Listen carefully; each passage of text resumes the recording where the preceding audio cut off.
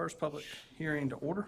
The purpose of the public hearing is to receive public comment on the consideration of a proposed financing contract under General Statute 160A-20, the Jackson County Administration Building and School projects. The total amount to be financed is $27 million. Have anybody sign up?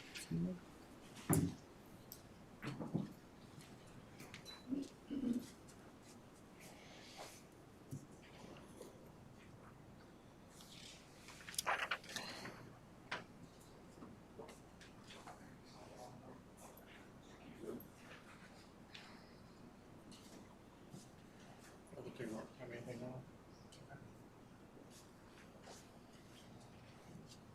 With no one scheduled to sign up, or no one signed up for this public hearing, is there a motion to adjourn? So moved. A second. All in favor? Aye. None opposed.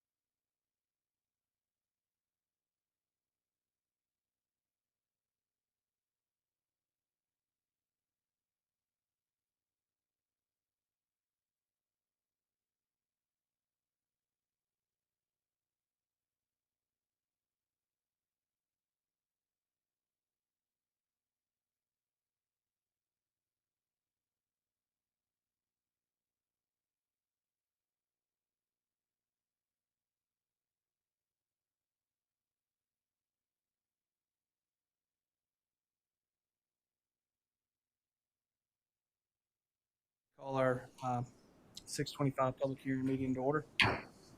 The purpose of the public hearing is to receive public comment on the consideration of the creation of countywide public safety service district and the levying of a countywide public safety service district tax. Has anyone signed up for that?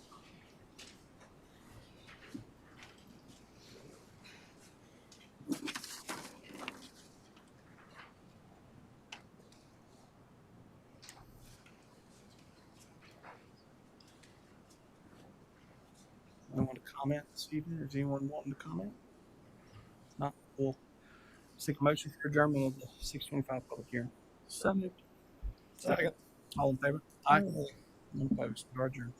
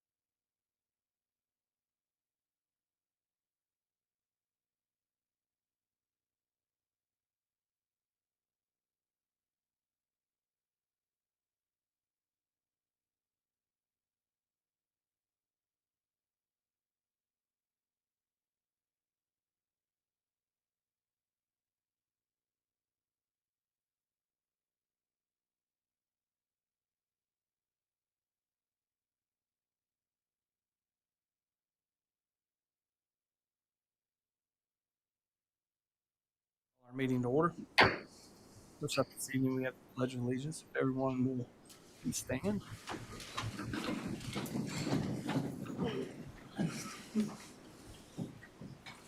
With allegiance to the flag of the United States of America, to the republic republic for which it stands, one nation, under God, indivisible, with liberty and justice for all.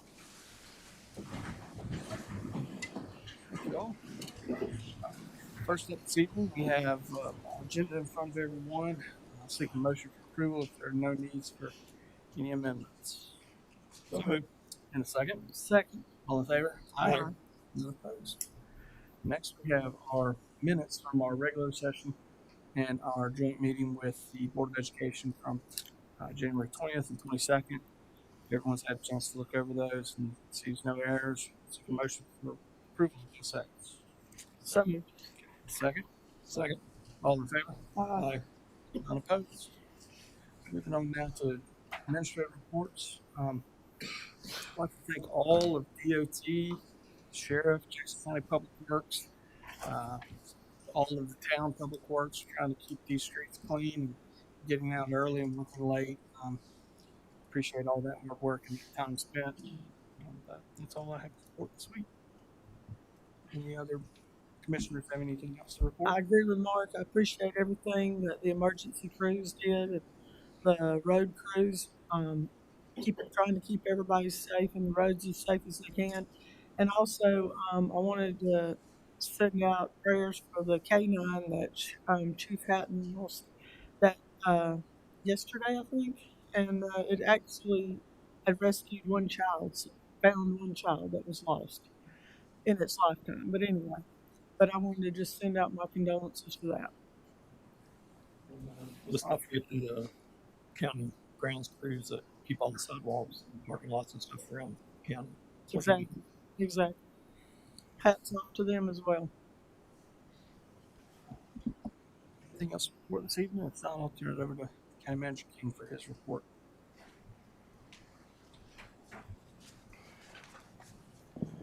Just a couple of things tonight. One, we did open the bids for the Fairview project today. We will know the GMP in the next couple of weeks from our contractor, Vinoy. The project is by the end of this month. Now that you've heard the financial piece of it.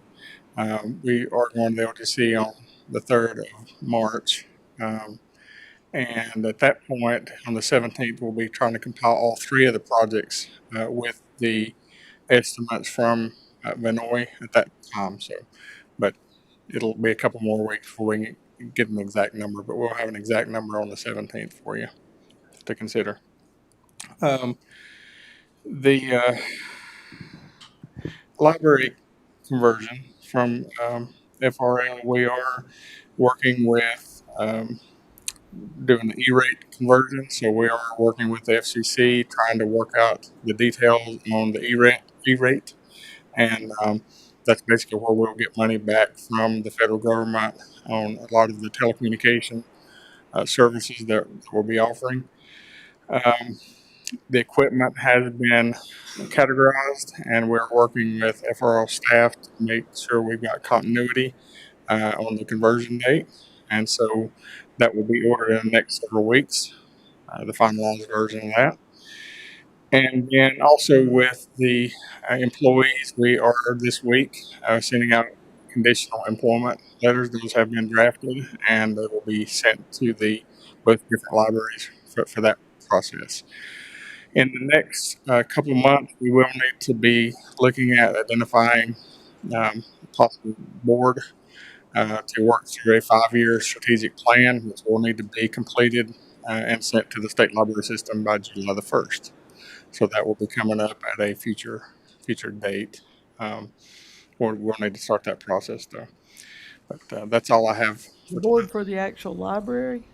What's this board for?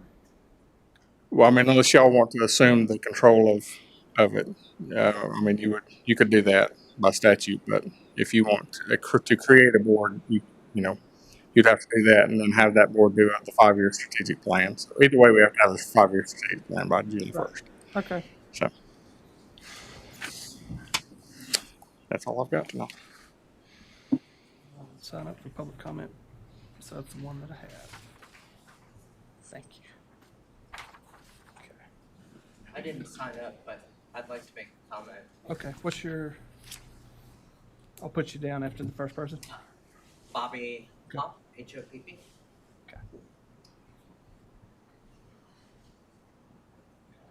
Up first this evening, we have Michelle Arenas. Good evening.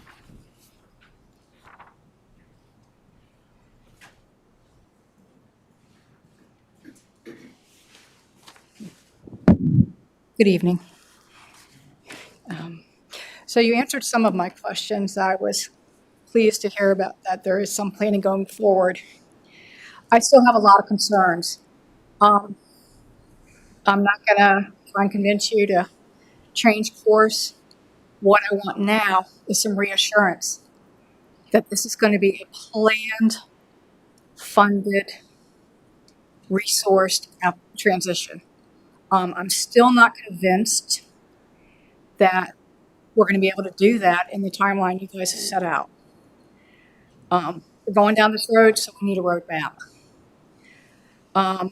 You're trying to disentangle 70 years of a partnership in 1 year. That's a lot.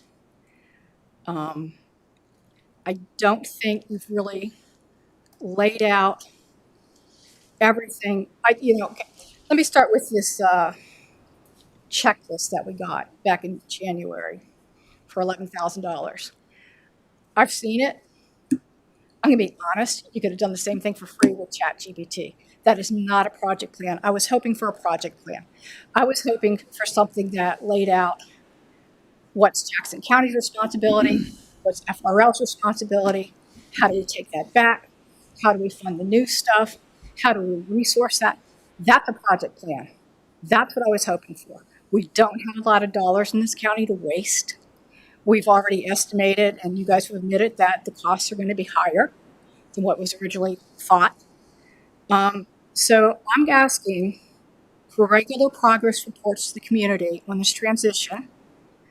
I'm asking for transparency about issues because this is a huge project. I know quite a bit about doing this kind of thing. I'm a federal contractor, I'm a technical writer, and I'm a project coordinator, which means I work on really big efforts like this. I've assisted the government with transitioning vendors on very large contracts, and I can tell you that it takes a team, and I don't think we have a large enough team to do this. We're going down this road. I wish we weren't, but we need a roadmap. So I'm really hoping that you guys are a little more open about what needs to be done. Ask for some help for the community. I've been to some of the other meetings, and we have a lot of talented people in Jackson County. If you put out the call, we'll come answer. We will help you organize this and keep our library services intact. Thank you. Spot.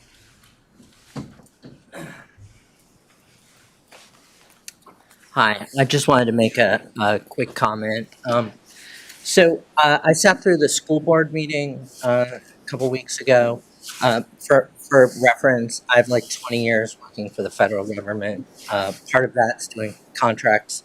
And you did ask a question, Commissioner Hooper, about the 15% line item in each one of those projects. But the answer they gave you was a non-answer. And it really bothered me that you didn't have follow-ups because 15% of 65 million is a huge amount. So we can't afford to waste money. And then like the next day in the newspaper, we see that the library costs are going to be greater than what was originally estimated. I feel like this board is very ready, fire, aim.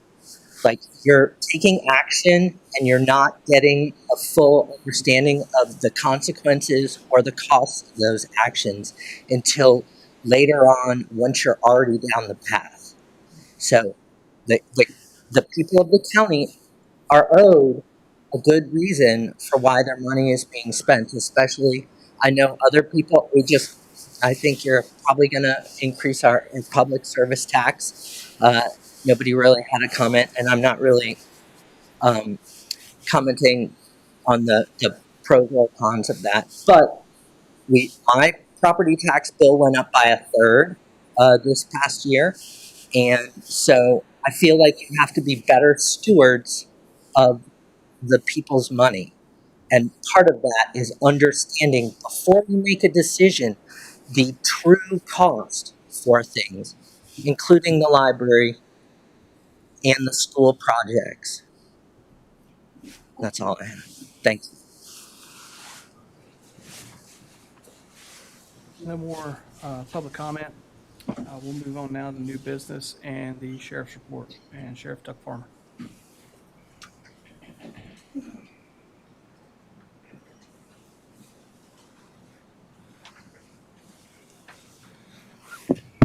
Good evening, Commissioners. I appreciate you giving me this time. I apologize I wasn't here the last meeting you had, but I was trying to navigate the flu, so I'm glad to be over that. That was quite a challenging time there. For us, several things here. Quit, get that mouse to work with me there. School resource officers would be the first thing I talked about. School resource officers, they bridge a gap between law enforcement, school board, school staff, and the students. And there's no way you can put a value on a school resource officer because they do so much, and there's so much required of them. But they're more than just a badge in the hallway, as we've talked about. They're a trusted presence, a guiding voice, and a safety net for our students, and they're always ready to listen and support. This past year, there's 280 events in addition to their regular operations. This equals to 480 extra hours or 2 additional events per school day.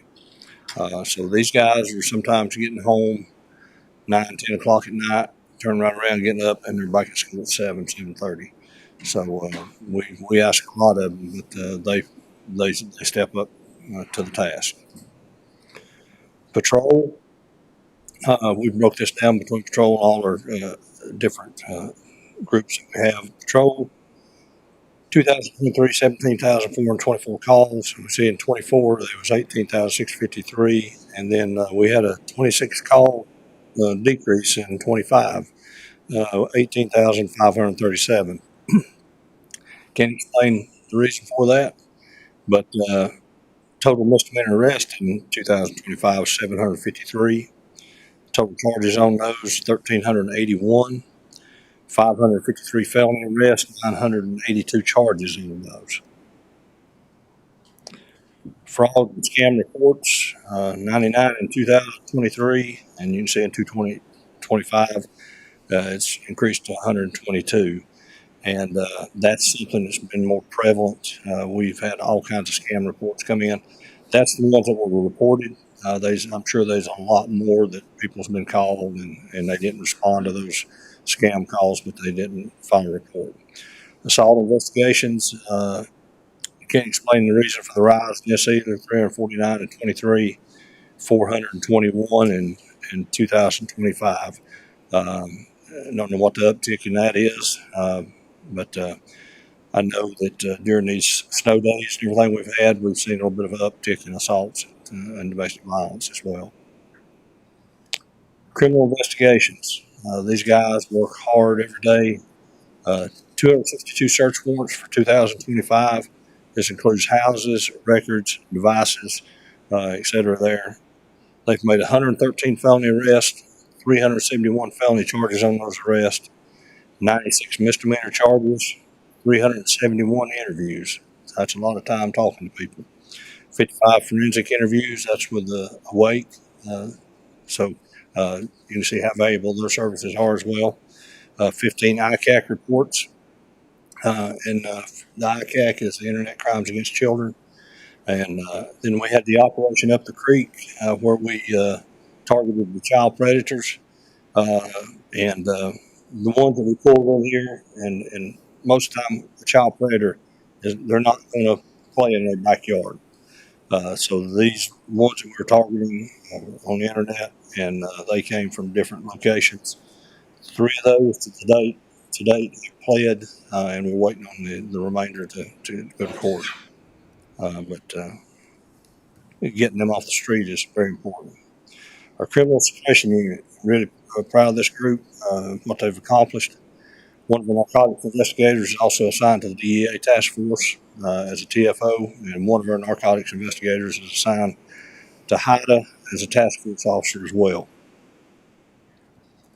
To date, this is for 25. Crack cocaine and cocaine, 166.610 grams was seized. Fentanyl and heroin, 500.353 grams. And methamphetamine, 2,121 or 2,121.264 grams. 2025 there's 229 felony charges come out of this suppression unit.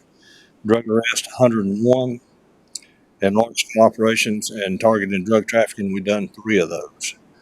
And as you can see in the picture here, every time that we deal with one of these large groups or anybody that's trafficking in narcotics, most always you're going to see weapons, and most of the time it's going to be multiple weapons. So we're proud of not only our patrol but our CSU for doing what they do on a daily basis, because they put their life at risk. And these search warrants are going into houses that you don't know what you're going to face once you get inside. Overdose calls, 2023 we had 158. We reduced to 99 24, and then 25 we had 94. In 23 there's 38 deaths, 24 there's 5 deaths, and 25 there's 1 death. And some of the statistics for overdose calls, and Christian that works with EMS, he keeps track of these. Sometimes it may be an overdose or somebody's accidentally took their medication, didn't realize it, but for fentanyl and stuff, we had for 1 death on that. But as the thing says here, even 1 is too many. We must have help from our court system. Stiffer consequences, longer mandatory sentence, and possibly a drug court. In our K-9 program, as I talked about, we wanted to rebuild it, so we've added 3 K-9s to our program through grants, donations, federal asset forfeiture funds, and that's your local drug dealers' money that's paid for 2 of those dogs. K-9 deployments, 23. We had 24 deployments. In 24, we had 130. 25, 131. Out of those, the K-9s, to their credit, have 13 arrests. In 23, 24, there's 65 arrests. 25, we've had 36.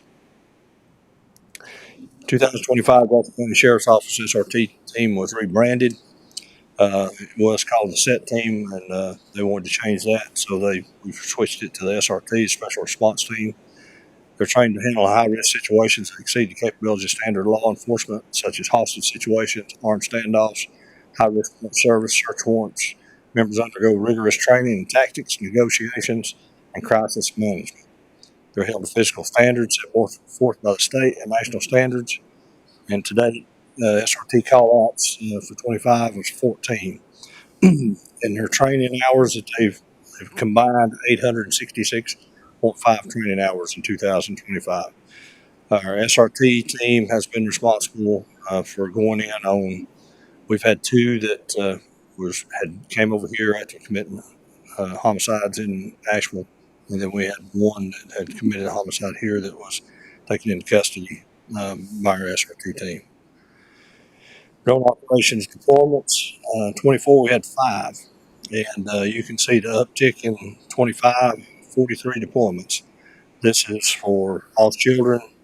This is for elderly. Somebody's got dementia or something that stepped away from home. Anytime we have a search that is called out, the drone is automatically deployed. The sooner we can get it in the air, and it increases our manpower 2-fold. We use them for surveillance, SRT callouts, scene documentation, search and rescue, special events, and assist emergency management and training. Boat operations, we've had 8 deployments.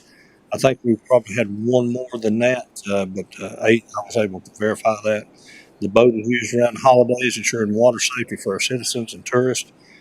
so they can continue enjoying our mountain lakes. We work closely with New Carolina Wildlife during these times to assist the boater safety training. We had to do a search and rescue or search and recovery with the boat in Glenville Lake this past year. And we've used it on a couple of operations where we had to deploy SRT members into the wood line on the backside of the lake in order to try to locate a subject that was armed in that area. Well, civil process, 23, we served 1,707 processes, 24, 1,627, 25, 2,398 processes. In the courthouse visitors, in 24 was 19,806. Our counter had messed up, so we missed a lot of those, but 25, we got that fixed. It shows 75,262 visitors to our courthouse. Civil processing courts, we've had 50 traffic courts, 30 criminal or other traffic or other courts, domestic relations 82, DSS 21, juvenile 15, child support 17, criminal superior 59, civil superior 38. Total of courts total 25,312, and our bailiffs that take care of this, they've got a lot on them. So we appreciate our bailiffs. CB is he's top notch. Captain Josh Opp, he does a great job of that. Our guys that we call PSA downstairs, Bubs and Steve, and all those that help out with that, they do a top notch job. So we appreciate them for all they do. The detention center capacity, we have 72 total beds. 59 of them are male beds, 8 are female beds, 5 are holding beds or holding cells. The state does not include the holding cells, and we're a 67 bed occupancy facility. And the upcoming expansion of 40 beds will definitely alleviate some of the jail overcrowding and reduce the cost of housing inmates in other facilities. And as of this morning, whenever I walked into the office, we had 82 in-house. And that's not counting the ones we have in other facilities. But the reason we're stacked up a little bit, we're having to bring something in on Ritz. And you'll see that in the transportation stuff here in just a little bit. Detention center statistics, 25, we've had 2,217 admissions, daily population of 74. Individuals with a single booking, 1,841, with multiple bookings, 376. And the percentage of our population booked through the Jackson County Detention Center is 4.1% of our population. The recidivism rate is down just a little from 24. It's 34.26. Population has not been released by the U.S. Census. Population based on the projected growth of Jackson is 45,513. 2023 and 24 populations based on the U.S. Census was 44,574 and 45,281. So you can see Jackson County is growing every year.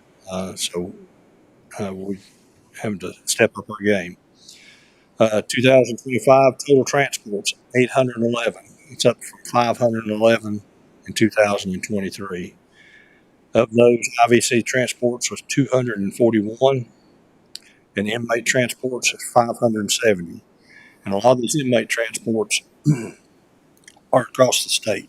I mean, depending if you're having to bring them back from DFC for a writ, or if you're having to bring them back from another county on a writ, you're going and picking them up, bringing them back, and then you're taking them back again. So the total time spent in transports, and I don't know how many of these hours Bubs is logged and our detention staff is logged, but 3,244 hours. That's up from 2,195 hours in 2023. So we're constantly trying to figure out how we can alleviate some of the transports and stuff. We have WebEx in the court system. DOC will do WebEx now, but we've got to get our court system to address that so that maybe some of the judges will start using it more frequently. Community outreach, we have a Safe Schools Task Force. And our partners with Safe Schools Task Force, we can't brag enough on them, from Dr. Dana Ayers and fire departments, maintenance, school bus garage. Everybody is involved with that. It's just a great team, and we've accomplished some great things. The DARE program. This is Sergeant Johnny Hollifield here. We didn't have a picture of Sergeant Mark Lehman, but Mark Lehman is the DARE officer now. But Johnny has retired, and we wish him well in his retirement. But Sergeant Mark Lehman is the one that's heading up our DARE program now, and he's doing a great job. Our senior center Christmas box delivery. This is a blessing for us here. And just a couple of pictures here. Charlie from the jail back there, Charlie Medford. He does a great job. We appreciate him. He just come back from surgery, and he's doing well. Special Olympics, we get to participate in that, and see the smile on his kids' faces. That means everything to us as well. And we appreciate all the Special Olympic athletes. Back to school bash. It's a lot of fun. You get to see a lot of people. And I mean, there's a lot of kids come through there, and a lot of good things happen there. Emergency Services Committee. This is not the actual pictures from the Emergency Services Committee, but this is some of the people that are involved in it. But we have that once every quarter, and we're able to bring a lot of stuff to the table. So we appreciate all of those that come to those meetings. DWI Task Force. I have an officer assigned to DWI Task Force. He'll attend meetings. It's usually about once every other month in regards to that, and they promote the legislation and stuff that they bring up. So we're proud to be a part of that. Shop at the Top. Can't say enough about that. Our community really stands up and helps out with this, because if it wasn't for the community and their donations and stuff, we wouldn't be able to do this. So we appreciate everyone, all the businesses, and all our general public. The Silver Christmas Parade, a lot of fun. Get a chance to show off some of our equipment here, and get to meet the Grinch. So we're appreciative of that. At the North Carolina Sheriff Association Fall Conference, we host that, and we've hosted it the past 3 years. I've been in office, and it's a good time. You get to meet you get to meet a lot of sheriffs. A lot of people come up. It's a lot of good training, and we do the fall conference, and then we got a summer and a spring conference as well. And it's just a good time to come together, get some really good training, listen to some good speakers and stuff. So we're appreciative that they call on us to do that. And with that, I've got one more thing I'm going to share with you, and that is our MAP program. I'm going to get my glasses so I can read this. Our MAP program is something we started back a while back, and the detention center is no longer just a place of custody. It's an accountability and opportunity for real second chances. Since taking office, one of our most significant achievements in the establishment of medication-assisted treatment within the detention center, the initiative addresses substance use disorder directed by combining prescription medication with reentry support. Participants begin their program during incarceration and continue to receive services in the community upon their release. The MAP program I'm talking about utilizes Vivitrol. It's a non-narcotic, non-addictive monthly injection that blocks opioid and alcohol cravings. But beyond that, participants also work with a certified peer support specialist who not only come in, they meet with them via Zoom, or they'll meet with them in the facility here, and they face-to-face communication with these peer support specialists. They facilitate the coordination and connectivity to community resources unique to each participant's needs. They bridge the gap between incarceration and stability, and they help the participants navigate recovery, housing, education, employment, and continued treatment. And notably, that MAP program was launched without using taxpayer dollars. Through attentive and responsible leadership, we have secured 2 major grants to fund this work. $493,788 from North Carolina Department of Public Safety in May of 23, $998,952 from the Bureau of Justice Assistance in November of 24. And we appreciate the work of our partners there and the collaboration we have with them. We also created a MAC coordinator position to oversee the daily operations of our MAC program. We also took the time to carefully select the right community partners for the MAP program, ensuring that they would be effective, ethical, and sustainability. And since it began in 2025, we've been running this less than a year now. We've had 64 inmates that expressed interest in participating. More than half of those that were interested in the program have been admitted to Jackson County Detention Center multiple times within the past 12 months. And that highlights the critical need for this intervention. 29 of these individuals have received a total of 51 Vivitrol injections. One participant has already completed the full 6-month program. And as of today, whenever I spoke with our MAC coordinator, we've only had one relapse. The relapse occurred because he had gotten one shot here, left our facility to go to another facility. They didn't continue his shots as they told him they would. He bonded out of that facility and he relapsed. What does this shot do? Does it like add dopamine or something? It blocks the receptors in the frontal lobe and it takes the cravings away so that they don't crave it, and that helps them get through that period. So the total of 6 shots, if they take all 6 shots, it gets them to a point, I mean, where they know there's hope out there, Yeah. and they can get through it without having to use. So, Right. With the But- peer support in-house with connecting them to resources outside of the jail, that's Yes. where you kind of see the whole program really make an impact on those yes, struggling. the peer support portion of that is critical. Very critical. It's very critical, and the peer support that we have coming into the jail, Maybe a job along with it. yeah, they've been there and they know what these people are going through, and they do great work with them, and they're doing great things not only here but in Macon County as well, and because we're using the same group that Macon County uses, and we're excited to partner with them, and we're also excited to partner with EMS because whenever they go outside the facility, EMS has worked with us to give those shots outside the facility. And without that cooperation, that collaboration, it wouldn't be a success.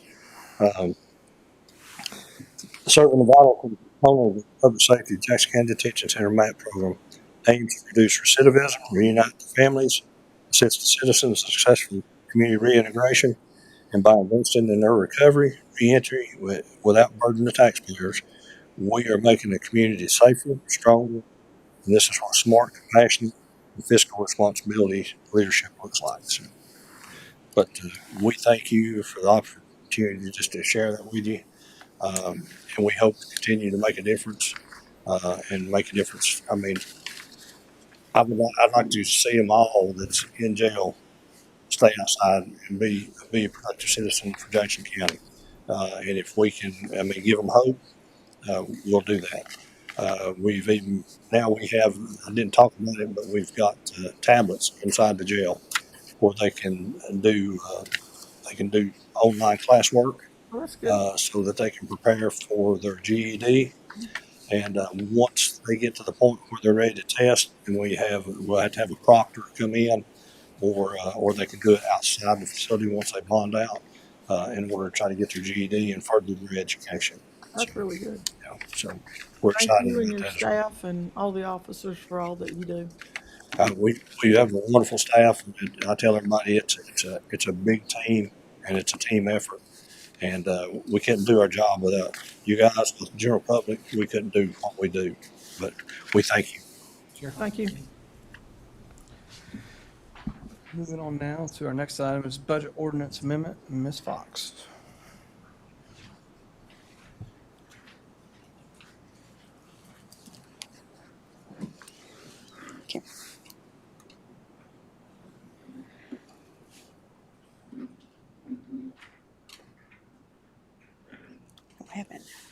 attachment.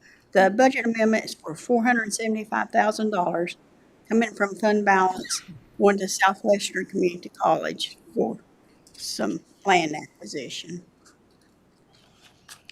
The community college is going to pay the difference. Questions for Ms. Fox? Not. Seek a motion for approval. So moved. And a second? Second. All in favor? Aye. Aye. None Thank you. opposed. Thank you. Moving on now to our resolution R26-01. This resolution is approving the installment finance contract with Truist and authorizing the chairman, the manager, myself, and the clerk to sign the documents. It has been reviewed by the county attorney and by Parker Poe. Questions for Ms. Fox about this resolution, R26? This is the funding for all the projects. The amount of $27 million. All the projects that were approved, Correct. If not, I'll seek a motion for approval of the resolution R26-01. So moved. And a second, Madam Clerk? Commissioner Hooper, yes. Commissioner Smith, Yes. Chairman Lightson. Yes. Thank you, Ms. Fox. Thank you. Moving on now to our next resolution is R26-02 and the countywide service district. This resolution is defining and establishing the countywide service district to provide fire protection, ambulance, and rescue services. So back in November, y'all had put out for the process to go through this. To go through this process of establishing a service district. A lot of this dialogue, I think, came back in the budget process for last year, looking at the double taxation issue in the Cashers fire district area. So basically, what this resolution will do would be establishing a countywide district and placing it where you have a base amount for each fire district, and then anybody that or any agency that has multiple funding, like Silva or Cullowhee or Cashers, that would be enhanced funding. So you'd pay for the base out of this countywide, and then the enhanced would still be in place with, appropriations from the town of Silva, from, Cullowhee or WCU, and also Cashers. So that's one aspect of it. The second aspect would be the ambulance service, since we do contract with two different EMS services. This is also another funding piece of this district, and it's for not only countywide, but it's all public safety in that spectrum. So, and then also the rescue squad factored in for both folks. I think I'd like to table this till Michael and Todd come back, and we're all here, and we can discuss it again. Okay. No problem with that. Just for everyone's understanding, how many county fire people are we going to be hiring? Because I know it's going to be. We're not hiring any county fire people. So everyone within each fire district or within each department remains. Correct. This is the same exact services we currently have, and it's operated the exact same way. The three rural fire departments, we will still maintain those fire personnel. There'll be two per department in the rural departments, which will report to the fire marshal, the same that they do right now. And the other one will be appropriations from this tax for the base amount, plus whatever enhanced funds they get from other sources. So it's the same exact thing we're doing right now. Or the public's. And still Western's not paying any more for their service since most of the calls are for it? Well, yeah, and I don't know, that's an arrangement between the individual 501c4 or nonprofit fire department and Western Carolina University for that part of it. So, And the intent is to lower the base millage rate on property tax. Correct. You know, it states in, We're not adding additional tax No. for fire. We're just better separating where it's coming from. we're separating out of the main rate. So you will separate whatever it takes for this, which is currently at that 6.48, and then that will be taken off of the millage rate of 31. So it will lower the millage rate? Right. For the general purposes, yes. It'll Like end how up being- much? It'll end up being the same, basically. There may be a little less, but It depends on the, but then this is as of right now, it's 6.48. We don't have any, we've not went through the budget process, so we don't know any of the requests coming from any agency or, at this point. But All right, when you this say point, it'd be like the 6.48. Western calls are between Western and the 40, whatever all those numbers were, is that between the Cullowhee Fire Department and Western? Correct. Correct. 504 is their nonprofit that manages that fire station. They have a contract Yeah. of service with Western Carolina University, and that's negotiated through them, not through the county. Correct. So what would prompt them to get more negotiation for Western to pay for more of their calls? I'm sure that's a topic every year. So, but the county doesn't get involved in that process. So, We have a motion to table. Is there a second? I'll Second. second it. You made the motion. Okay, so, All right, all in favor? Aye. None opposed. With no questions from the press this evening, no further business, no need to go into closed session. I'll seek a motion for adjournment. so moved. And a second? Second. All in favor? Aye. Aye. None opposed.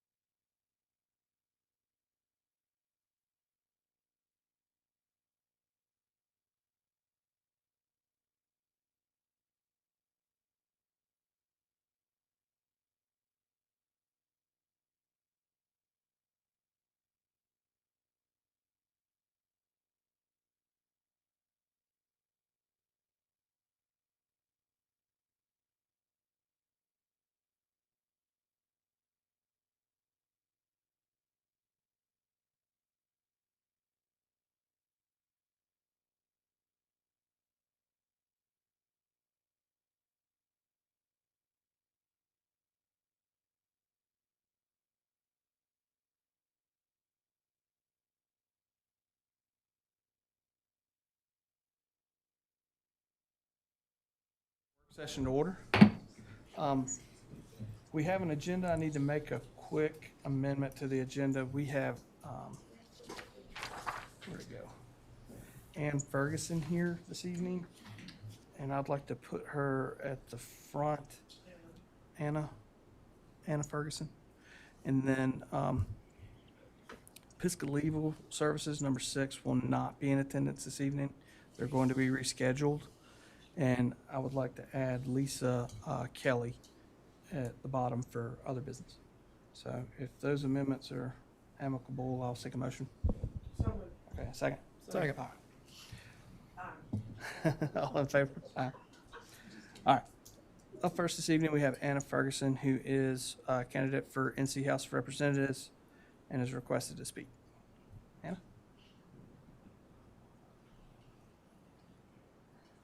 Well,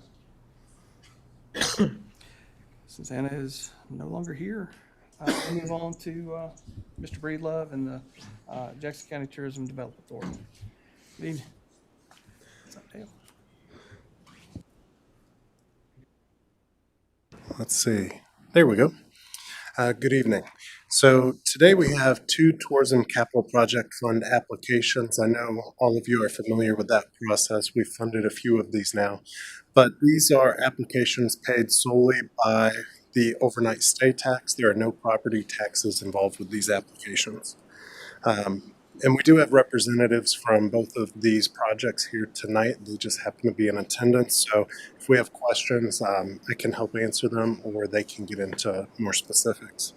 The first one, that beautiful photo is taken from Silva's Pinnacle Park, 1,500-acre park in Silva town limits.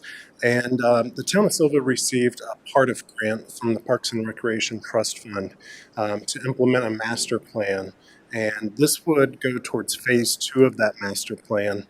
And I'll walk you through the different components, but essentially they're going to upgrade infrastructure and accessibility. The total project cost is $682,645, and the request from the TDA is $341,322. They have a match secured with the Cardiff grant, and 100% of the cost is expected to be spent within the community. They'll construct an 18-space parking lot plus a bus space and have a retention wall with signage. They'll have a single vault toilet and high durability trash receptacles. Currently, there's not a restroom at Pinnacle Park. They'll also have an outdoor classroom so they can bring school groups and students and university researchers to Pinnacle Park. And the town's also committed $20,000 annually for routine maintenance. They'll also have an accessible trail, 303 linear feet, leading to a viewing platform with signage. And they're going to improve access for seniors, families, and individuals with movement limitations.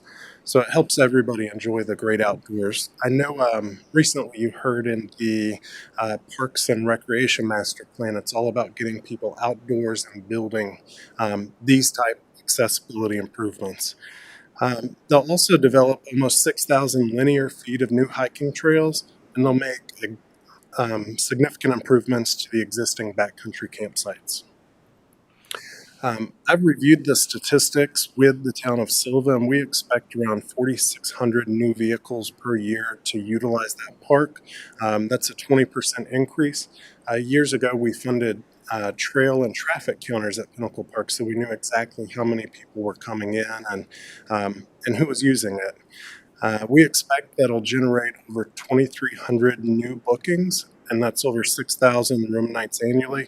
People stay on average about between 1.5 and 2 some nights, so generate some room nights here. And in addition to that, it'll bring in almost $1 million in new lodging revenue. And the total direct spending we calculate as $1.8 million that will be spent within the community as a result of these improvements. It'll bolster, not create, but support 1,540 full-time jobs. We have more people coming into the community. They're spending more. They need outdoor gear. They're stopping in for food and stopping in our stores downtown.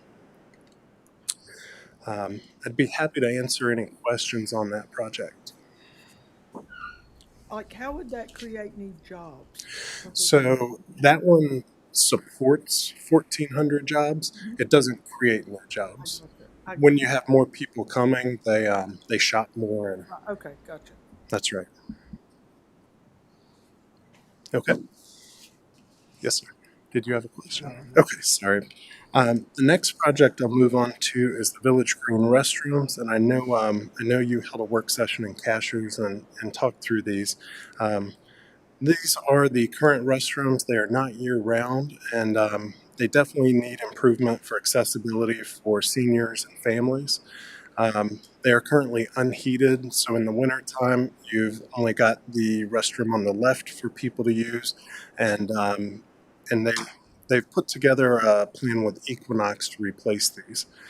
And the total project cost is estimated to be $675,000.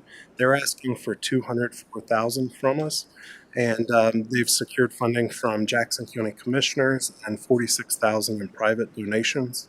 And the project cost will also be spent locally on this project. It is the only public restroom facility in the Cashers Commercial District. The existing building is 20 years old, deteriorating, and unheated. Currently, there are only two toilets that serve thousands of visitors during festivals, and they lack heat and running water in the winter. We're going to increase from 2 to 6 toilets plus a baby changing area, which doesn't exist now. And they'll be winterized and heated for 12-month use. And there'll be full ADA compliance for seniors and those with mobility needs. Part of the project will be to replace an 18-inch culvert and install a new 400-amp electrical service. And it will fit within the village aesthetic in Cashers with an expected 30-year lifespan. Right now, the Village Green receives around 35,000 annual visitors. They project that increasing this year to 37,000, and they have over 275 free annual events, like the Leaf Festival in October that draws about 10 to 15,000 people just that weekend. We estimate it'll support an estimated 16,000 room nights, so it's not going to generate those, but it's going to make people's visits more comfortable. And it'll also reduce operational strain on the private shops and restaurants by providing public restrooms.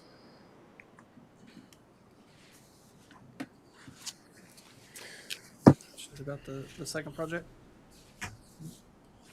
And with these projects, our board has fully approved the funding. We do have the funds for these, and both are shovel ready, so both entities are ready to move forward. We just have to have commissioners' approval, so we'd appreciate your consideration. And this is how they go for the funds. Yes. I think I want to table this and let's wait on Michael and, We're not voting on anything. This Okay, is just good. informational. all right, good.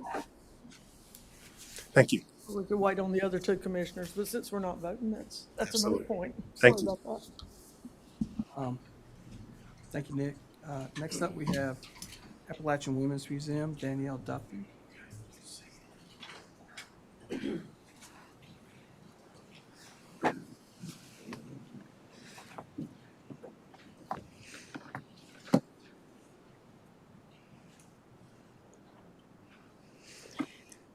Thank you, guys. My name is Danielle Duffy, and I am the operations manager at the Appalachian Women's Museum. Thanks for inviting us here to talk about our organization this evening.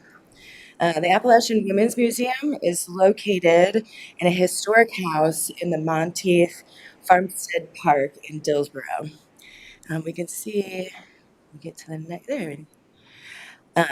This is an image of the house and the property in the early years, which some of you may remember from the past. The Monteith Farmstead was built in 1908 and occupied by only one family, Elias Wendell and Mary Magdalene Monteith, and their two daughters, Edith and Edna. The two sisters spent their entire lives in the home and had no heirs. When Edith passed away in 2001, the property moved through the hands of her caretakers to the town of Dillsboro. As we can see from the condition of these buildings, it's touchy. The preservation of the original homestead was going to be expensive and very time consuming. The town of Dillsboro contemplated tearing down the structures when a group of concerned citizens saw the beauty and history of the farmstead. They negotiated with the town of Dillsboro to be the stewards of the property and applied for a National Historic Registry. The determined group of volunteers dedicated hundreds of hours working with local businesses, the town of Dillsboro, and the county to save the house and surrounding structures. But what should be done with the property once it's completed? The idea of the Appalachian Women's Museum was born of the lives of its occupants, centering the experiences of women in the preservation of Appalachian heritage. The Appalachian Women's Museum is the only heritage site dedicated to the lives of Southern Appalachian women. After long hours and community dedication, the Canning House exhibit officially opened the Appalachian Women's Museum to the public in 2008. Like many organizations and businesses, we were hit hard by the COVID pandemic, which limited our ability to welcome visitors and stalled our organization's progress. In 2023, with the museum back open, we gathered to discuss the next phase of the organization and prioritize how we could best serve our community. We recentered our mission to collect, preserve, and share the stories of Southern Appalachian women, past, present, and future, with a vision to become not only a heritage site, but a community gathering center. We needed staff to achieve these goals. Last year, we raised the funds to create the operations manager position, the one I currently hold. I am tasked with communication, project management, fundraising, event planning, and coordination of board, interns, and volunteers. In the short 9 months since the creation of this position, we have seen a 324% increase in visitation to the museum, some from right here in our backyard and others as far away as Washington State and Europe. We have rejuvenated the museum and re-engaged local partners in the community. But what do? We are the stewards of these historic buildings and provide lifelong learning space that encourages community conversations about Southern Appalachian heritage. Maintaining over a 100-year-old structure takes diligence. Over the years, we've replaced the roof, stabilized the structure, done electrical and plumbing work. Recently, we connected the property to TWASA and installed an HVAC system. We fixed flooring, toilets, painted walls, and replaced light bulbs on a regular basis. Last year, we installed insulation in the main house and got internet service provided through SkyFi. We continue to make the house more energy efficient, saving the organization money in the long run. This year, we will look into updating electrical outlets and lighting. We continually have to watch for insect and water damage, among other issues. In the future, we hope to expand our indoor space by clearing and finishing the second floor of the Canning House. Once this project is completed, we can use the space for rentals and community classes year-round, expanding our dates of operation. We have used local contractors for work on the structures and continue to prioritize supporting our local businesses and suppliers. All that upkeep is important to continue the community engagement, preservation, and experiences offered at the Appalachian Women's Museum. We have completed several exhibits showcasing life in Southern Appalachia through time. Some of the exhibits include music, textiles, Cherokee women, a post office, and a newly updated schoolroom. We hope to expand our outdoor exhibits with an eye to the future expansion of the Greenway through Monteith Farmstead Park. We have built an intern program helping students gain experience in heritage site operations.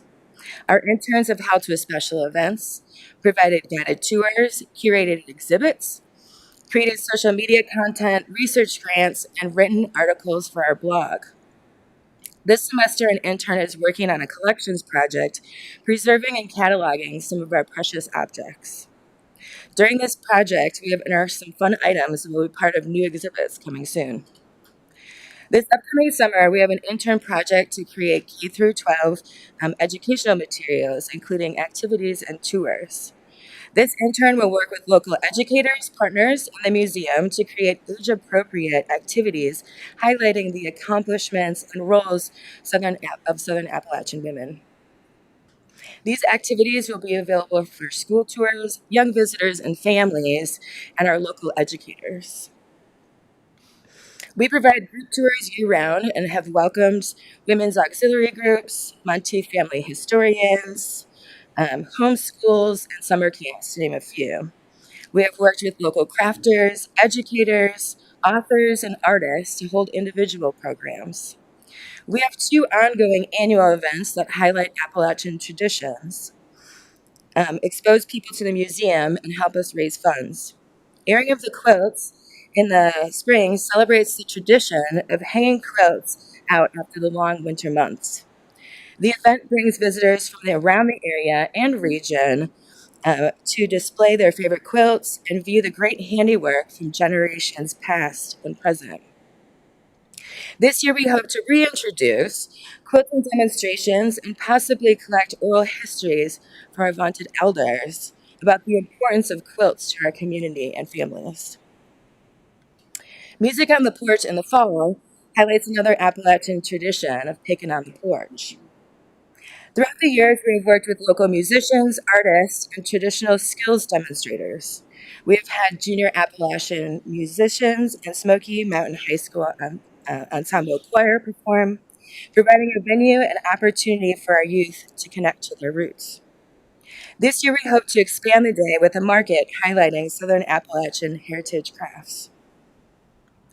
But what is all this value that the Appalachian Women Museum provides to Jackson County? Beyond supporting our schools and families through lifelong learning and initiatives, we are a piece of the local tourism industry, which you have just heard a little bit about from TDA Director.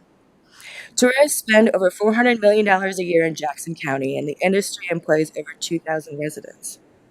Studies have shown that heritage tourist sites like the Appalachian Women's Museum spend visitors to the Appalachian Women's Museum spend 30% more money in the local economy and stay on average 2 days longer than other types of tourists. Aside from Appalachian Women's Museum impact on tourism, we prioritize hiring local contractors, artists, musicians, and demonstrators contributing to the local economy. Heritage sites like ours help root our community.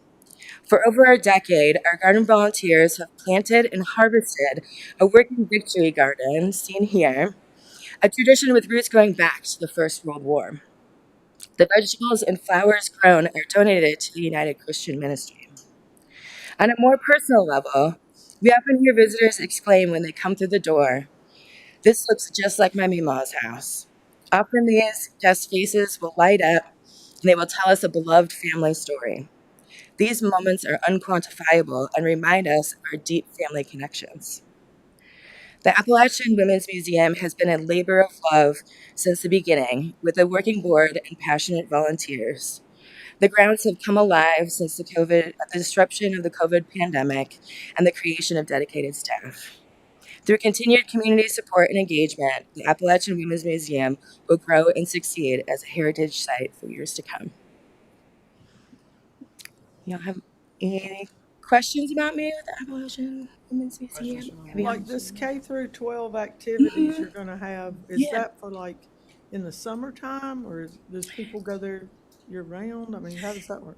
Yeah, so we are expanding to year-round with our private tours. We're welcoming a homeschool group at the end of this month. So those activities can be used for those kind of private preset school tours that come in. They can be used for just family visitors that come, individuals with kiddos, kind of help keep them occupied and engaged with the Like house. what and kind of tours. activities would they do? Like old farming type activities or what? We're Was that not for? we're not quite sure yet. Yeah, so that's something that's going to be created. Things that we've had in the past that I think we'll expand on is we've had like scavenger hunts, things along those lines. But I think, we have events and programming that show like old farming stuff. But as far as like planned activities, it should be pretty varied and different for like the different age groups. Okay, Yeah. thank you. Thank you. And, I'd like to give you all my card if you'd like to come visit the house or contact me with any questions. Thank you. Okay. Yeah. Thank you.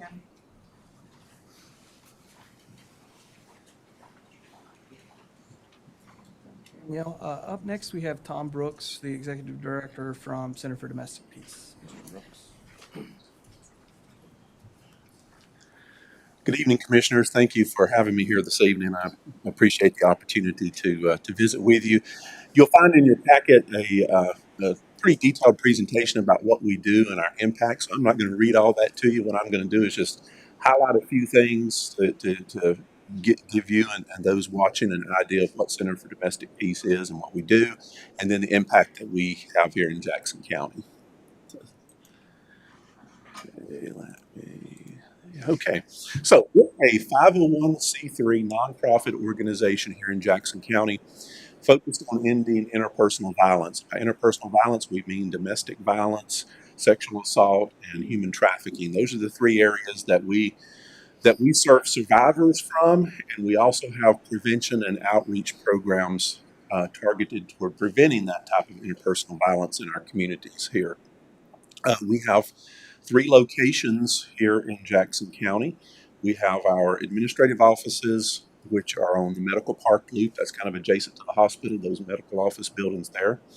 We have our Peace Collaborative, where we do support groups and have a client closet and outreach efforts on adjacent to the library. It's there by the Employment Security and the Ridgeway Center, and that's a Jackson County facility. And thank you for allowing us to use that. And then, of course, the third site that we're waiting on is the new shelter that Jackson County is constructing. And so we're excited about that, very much needed, and hopefully that's right, yep. And hopefully within the next few months, we're getting close. We're fingers crossed on that. We'll be in that shelter, and I'll mention a little bit more about that to you. Just a few highlights about us. We're a young organization here in Jackson County compared to a lot of others. Back in 2012, Reach of Macon County stepped in to provide domestic violence services here in Jackson County when the original Reach of Jackson County ceased operations. And we really still owe a debt of gratitude to our neighbors in Macon County. They really helped out in a pinch. And we still had a core of volunteers here in Jackson County who became involved in Reach of Macon. And then out of that came the Center for Domestic Peace. We were formed in 2016, but it wasn't until 2020 that this organization separated and became an independent organization from Reach of Macon County. And so we're in completed 5 full years of operation. We're starting our 6th year this year. And certainly one of the highlights that I mentioned in 2023 is when planning was underway for the new shelter, which is very much needed here, with funding from Jackson County and the Dogwood Health Trust. Who is it that we serve in our clients? Well, overwhelmingly, 86% of our clients are female, 14% are male, and that holds fairly steady. It can fluctuate from year to year, but those proportions are fairly steady over time. For the age group that we serve, 60% of the people that we serve are under the age of 40. And of that group, about 50% are 18 to 39 years of age. So that's the segment where we're most likely to see folks who come to us for services. But one of the things we try to stress is we really serve everyone. Beyond those general statistics, domestic violence, sexual assault can touch any family, and cuts across socioeconomic groups, cuts across professions, educational level. So it can touch anyone in their lives. And so it's important for us to remember that we're here to serve everyone in Jackson County, all of our neighbors, and that's our mission.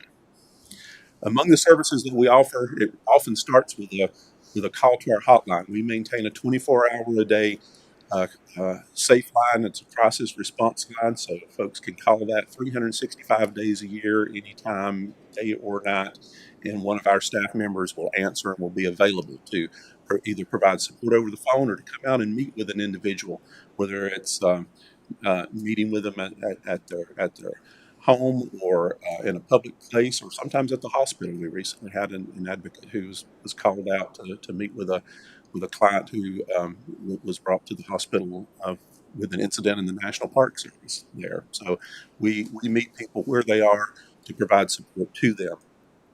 And that Safe Line is free. It's confidential to individuals.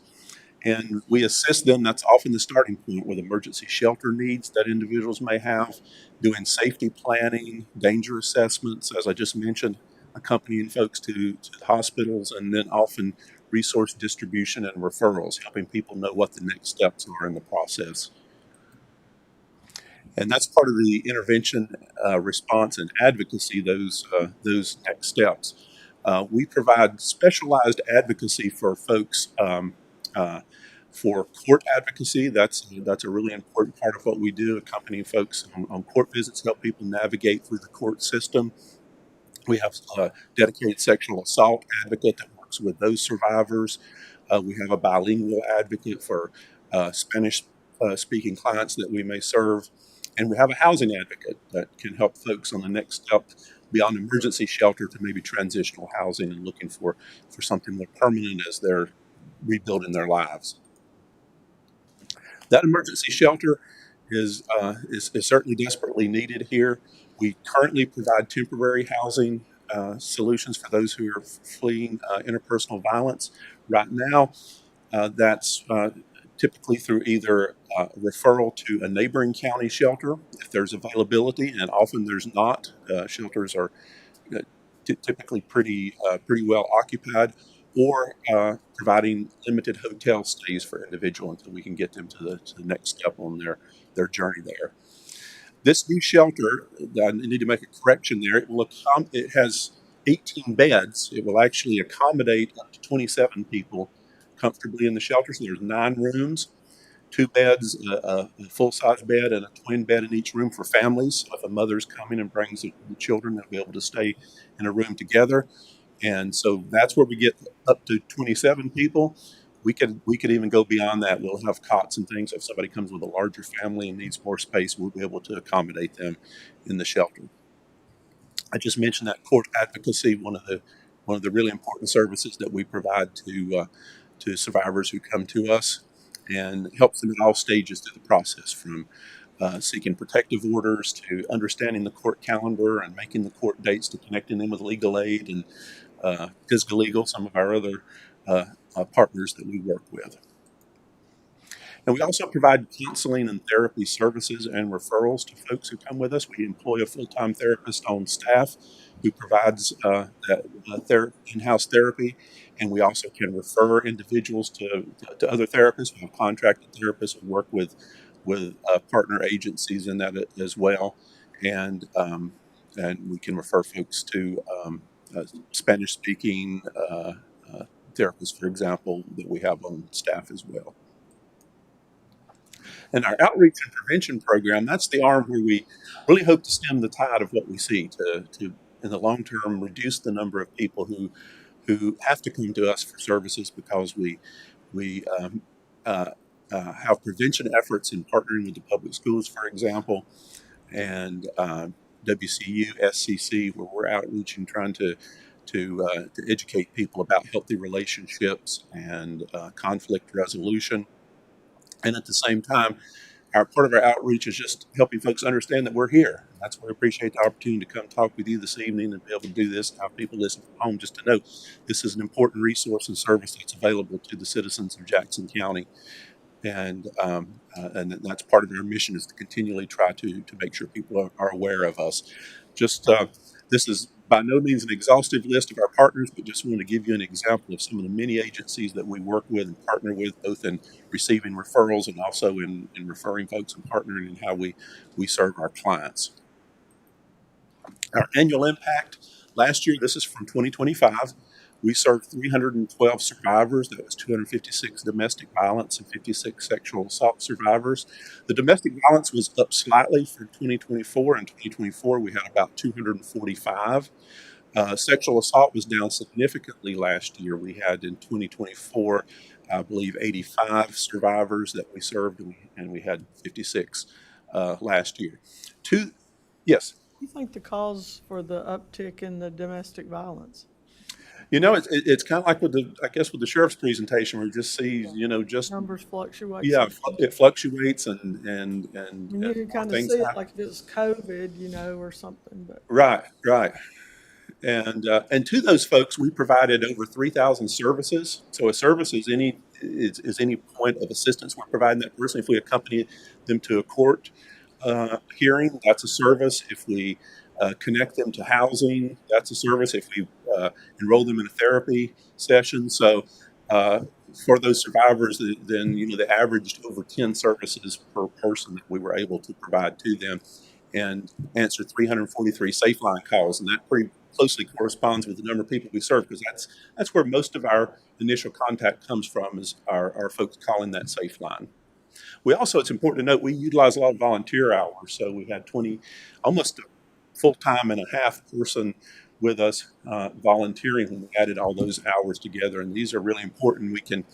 We can find something for anyone to do. If somebody has technical skill in human services or something and can work directly with clients, we can find something for them to do. If they're just good at helping us with the mail and some administrative tasks around the office, we can find things. And so we have people who are really lifesavers that help us out there. And on that shelter and housing, 22 people last year that we accommodated in hotels, and had 445 nights of safety, both in hotels and referrals that we provided out to individual. And we housed 17 people in our Safe at Home program.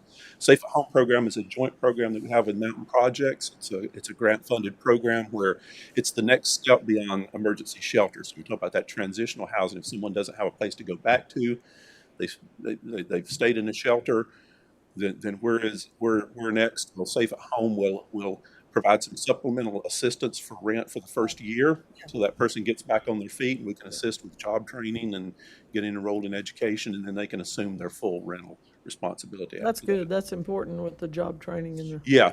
education. And advocacy, we provided over 100 survivor safety plans. We did danger assessments, accompanied 105 people in their interactions with the judicial system, assisted with over 100 protective orders, made referrals to DSS, so we're a mandatory reporter to DSS, and that's particularly when children are involved in a situation, and we learn about that. We work with DSS to make those referrals. And outreach had over 100 events that we attended and participated in, so usually any public events with Green Up the Mountains and that sort of thing, or going out to school campuses, to festivals and things. We try to be there, have a table, make folks aware of what we do. And we provided therapy session, 146 clinical therapy sessions, and we held 12 support group sessions during the year last year for survivors as well. How are we funded? We're primarily grant funded. We have federal and state grants, which account for about 60% of our overall funding. And then we have other grants, which are private grants, for example, that Dogwood Trust that we mentioned there. Local donations and grants. So we have fundraisers, we accept donations. That's a very important part of what we do. And then Jackson County, you're an integral part of our budget and helping us to deliver that full range of services that we talked about. We wouldn't be able to do that without, in that fashion, without your support. So we're very grateful for that. And for both your continued budget support, the shelter, it's going to be something that Jackson County can be so proud of, and we'll serve the citizens here. And thank you for that. And thank you for your continued support of us. You from the proclamation last October recognizing Domestic Violence Awareness Month to just your ongoing annual support. We really appreciate it. Thank you and all of your staff for what you do. Thank you. Did the Center for Domestic Peace, and you might have went over this in the beginning, but did it come about through REACH? Like, is REACH not around here anymore? The Center for Domestic Peace is not part of the original reach that was in Jackson County. We grew out of the reach of Macon County, Okay. which was a I heard you say separate that. organization. I Yes, knew we had one here at one. that's right. And they closed here, and then Reach of Macon came in and provided services kind of in the That's gap right. for about You 8 mentioned how years. that- Okay. And then we came out of the Reach of Macon. But we had a group of people from Jackson County the whole time who worked with the Reach of Macon in delivering those services. So there was always a local route and connection here to providing those services. And a lot of those people are still on our board from, Right. that were That's there from the good. beginning. Yep. Yeah. Okay. Thank you very much. You're welcome. Thank you. Next up this evening, we have Todd Vineyard from the Chamber of Commerce. Good evening. Good evening. Thank y'all very much. Appreciate your time and glad to be here. Let's see if I can. And again, thank you for asking us to be here. It's my privilege as Todd Vineyard. I'm the executive director of the Jackson County Chamber of Commerce to represent our over 400 plus members from businesses, nonprofits, and others, and our staff. We keep working to keep and make Jackson County a great place to live and work. We're excited to build on the incredible foundation of generations of Jackson County residents and businesses have created here. Our chamber was established in 1923. We're a 501c6 organization. I want to say first, we really appreciate the support the commissioners in the county of our 4th of July celebration. It was very well received. We appreciate that.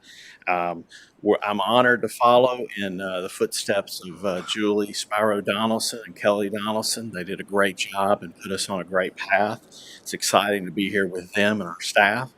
I've been in Jackson County for about 12 years. My kids, we started in kindergarten and now they're in high school at Smoky Mountain. So I'm excited to be here. It's a great place to live. You can have somebody like I did this past weekend just come and clean your driveway when you've got snow on it in Jackson County. That's the type of folks who are here. And I'm excited to be able to give back to this community as part of the chamber. And let's see here. Sorry.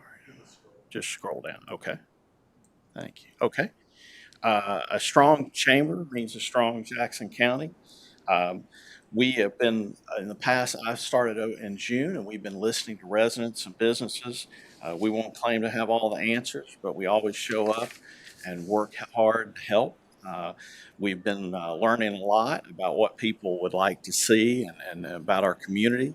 We align with the county and Jackson County Tourism and Development Authority economic development priorities. During Hurricane Helene, the chamber was able to distribute 28 grants to our partners along with the Jackson County Economic Development Office, which we appreciate.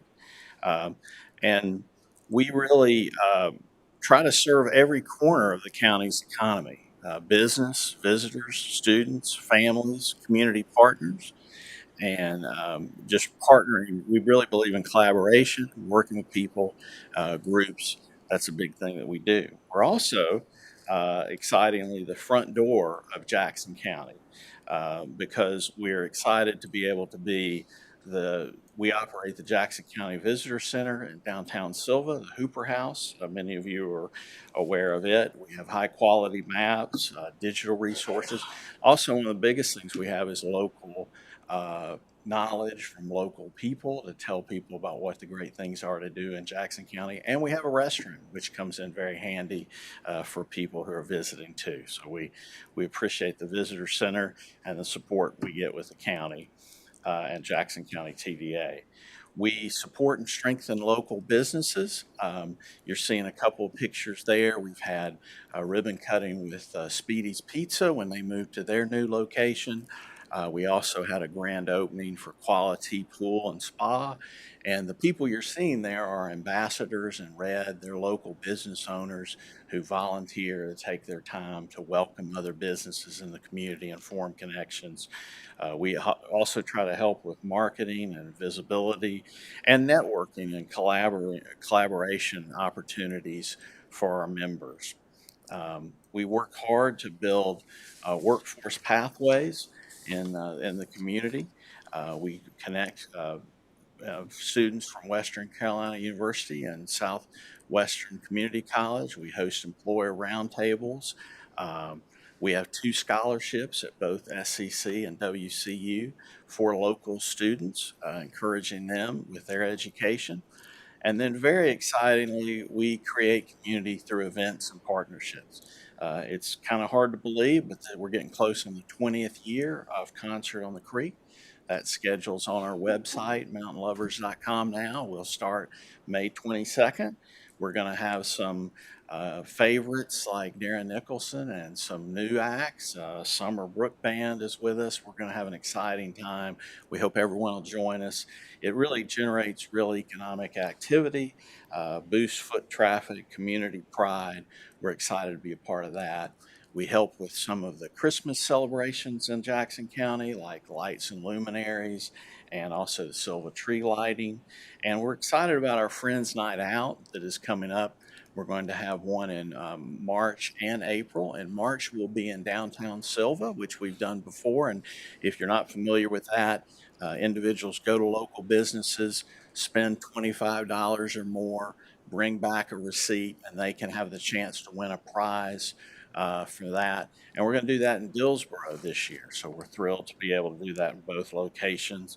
And county support helps us really ensure those events are high quality. We help shape smart, sustainable growth. We're always working with our partners on that as Jackson County continues to grow. We did a 2-year liaison project helping during Highway 107 with moves, signage, new space, trying to always be available to answer questions and really help in any way we can. That's our biggest goal as a chamber for the community. And we hope that when our work is complete, we help create stronger local businesses, increase tourism revenue, prepare workforce, improve community engagement. Those are a few of our goals that we work on all the time. And I just want to again say thank you all very much for your support and appreciate your service in the community. Thank you. Hey, I have one question. How do you select the scholarships for the SCC and Western? That's a good question. They apply through the schools and they send us the best candidates and that's sort of how we. Like from Jackson County? Or Right. where? Well, all of ours are for the Jackson chamber County. or for Jackson County. Okay. Alone. Yes, Good ma'am. deal. Thank you. Thank you. How many chamber members do you have? Right now, it's about 430. We had one new member today, so but that's where we're at right now. Thank y'all. Appreciate y'all very much. Next up this evening, we have Reflections of Inspiration. Demaka Staton, Director, Lisa Wells, Director of Engagement, and Kayla Brown, Director of Operations. Good evening. Good evening. Thank you so much for having us. Unfortunately, Kayla's not able to make it today. She has the flu. It's going around. It really is. So, but thank you. It's an honor being here. I'm accompanied by Lisa Springs. She's our Director of Community Engagement. And we're just going to tell you a little bit about our organization. So we're Reflection of Inspiration. And my name is Demaka Staton. I'm the Executive Director. Reflection of Inspiration is a nonprofit organization dedicated to empower community groups, organizations through education and advocacy.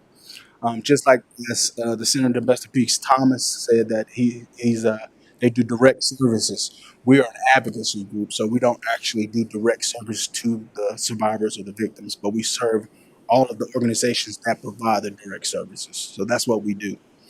We're also recognized by our Department of Justice as a tribal dual domestic and sexual assault coalition, where we do help out all of the USET tribe, which is United Southeastern Tribes, as well as we serve all of Jackson County as well.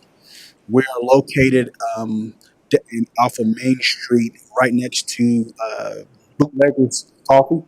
We're right next to Bootlegger upstairs. That's where we're located. Our mission is to empower individuals and organizations to be successful for their families and within their communities by encouraging positive development. Our vision here at Reflection of Inspiration is to strengthen communities by engaging its members with positive support, and we're rooted in Appalachian and tribal values and resiliency. So we serve Jackson County, and we also serve others like Reach of Macon County as well. We help them out because they ask for materials and resources for their clients as well. So we also reach out to them. Some of the things our service that we provide is training and education. We provide crisis intervention, trauma informed care, bystander intervention. Them are the different training and education platforms that we utilize. We also provide technical assistance. I'm a certified grants management specialist, so I also help out other organizations to apply for grants so they can continue to their operations and not depend on local and federal, so it can help out. Mhm. And we also help organizations with policies and procedures as well. So we help domestic violence shelters if they need policies for their shelter, which they do because Department of Justice require them. So we help out with those policies as well. We also provide community support. We attend multiple events, Western Carolina events down in Cherokee. All events that we attend. We also provide resources and materials to the people participants that attend those events. We also do advocacy work. We bring multiple disciplinary teams to our annual event that we put on in Cherokee.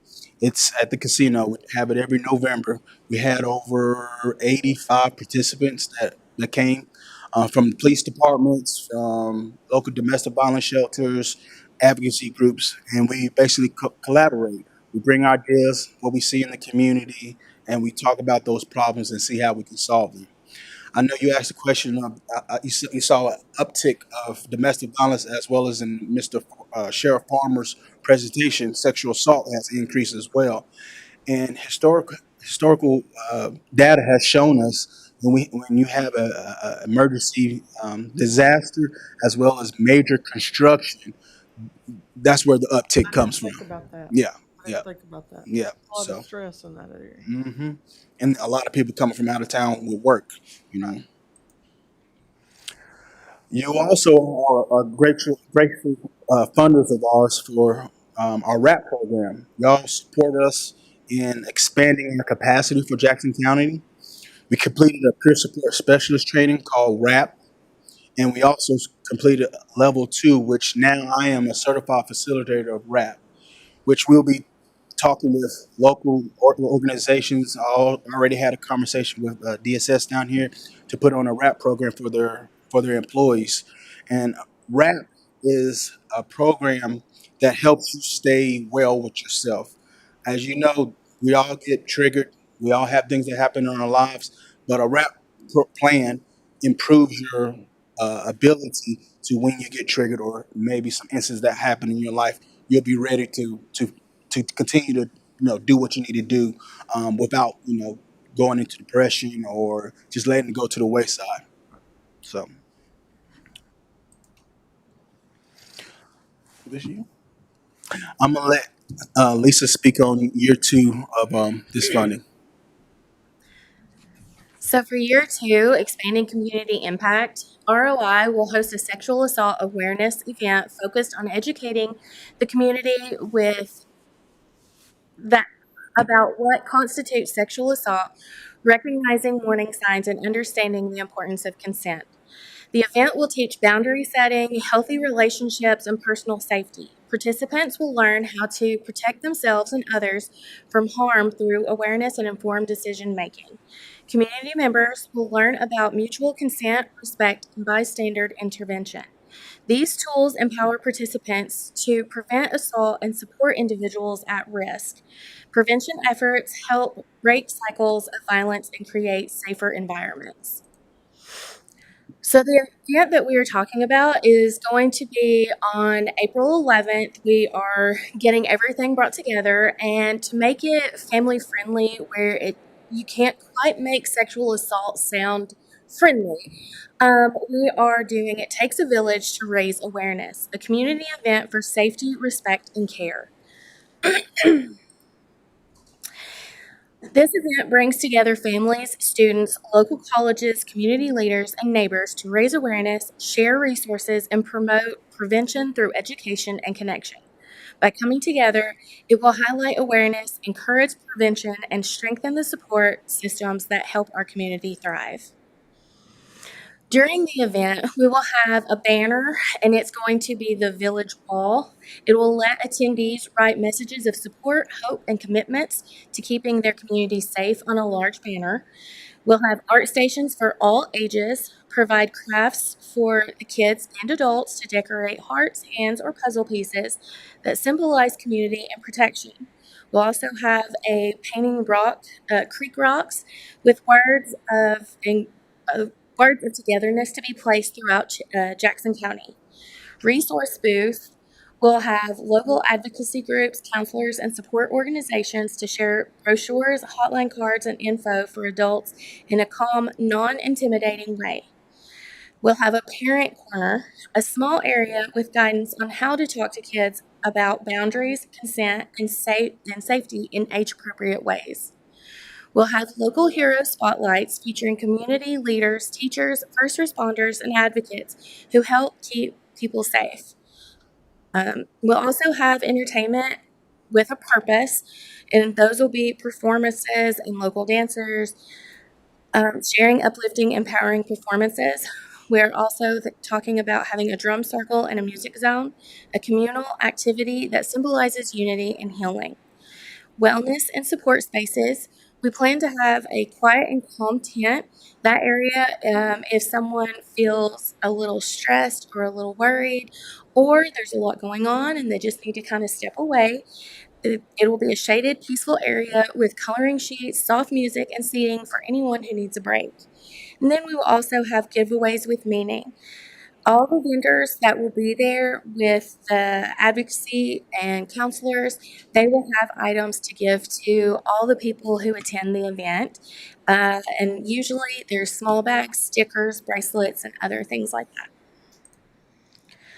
Proposed funding request for the annual event. We would like to make this an annual event which will make communities stronger, enforcing safety, promoting education, and empowering individuals with knowledge and resources. The benefits from this is to educate the community, promote healthy relationship and consent, build prevention skills, break silence and reduce stigma, strengthen community support networks, and demonstrate community commitment to safety. And I would like to add, as you saw that those sexual assault data has increased, prevention is how you on the front line, how you take care of that. And we appreciate your commitment for already giving the grant in regards to this. So that's what we're doing. So thank you for that commitment. Jackson County's investment will be tracked, reported, and reflected in real-world impact. Together, we are building a safer, stronger future for Jackson County families and communities. We welcome your questions and continued collaboration. Thank you. Thank you. Questions? Where's the event going to be held? It's going to be at the creek. Okay. Yep. So down at Bridge Creek. Yeah, we just put our application in the other day. So. I saw the picture. Yeah. On there. Yeah. That's great. And it's April 11th. April 11th. Yeah. And we'll be sending some more stuff out. 1 o'clock. And we'll be having advertisement, billboards, and everything about it as well. It's a great way to get out there and really make an impact. So. Absolutely, and all of our information on billboards, because you all fund this, it'll also be supported by Jackson County Board of Commissioners. So, thank y'all for all you do. Thank you all. Thank you. Oh, nice. Thank you. Thank you. Sure. We can put those in their boxes. Thank you, guys. Next, we have Mandy Mills, the Executive Director, and Stephanie Lovedahl, Director of Employee Relations with Southwestern Child Development. Good evening. How is everybody? Good. How are you? Good. Stephanie said she was not going to stand up here with me, but I see her beside me, so That's good. So you're bringing her from. I know. We are Southwestern Child Development Commission. I'm sure everybody is familiar with us. We have actually been in operation since 1972. We're an old agency in Jackson County, but we have expanded our wings and we are all across the state of North Carolina. So I know that everybody knows we closed our child care centers back in 2023, but I'm going to kind of tell you about what we do now. We are a nonprofit operating since 1972, like I just said. Even though we don't operate our child care centers, we remain on the front lines of advocating for funding. We do training and technical assistance for child care providers, and we administer the child care subsidy programs, and we do that for definitely Jackson County, but we do it for 14 Western North Carolina counties. And our other program that we operate is the Nurse Family Partnership, where a registered nurse with a bachelor's degree stays with a first-time mom from 28 weeks gestation until the child turns 2. It's like they have their own private little person to support them. So it's been a wonderful program, and that is located definitely in Jackson, but we've expanded out west to Cherokee, Clay, Graham, Macon, and we're in Haywood.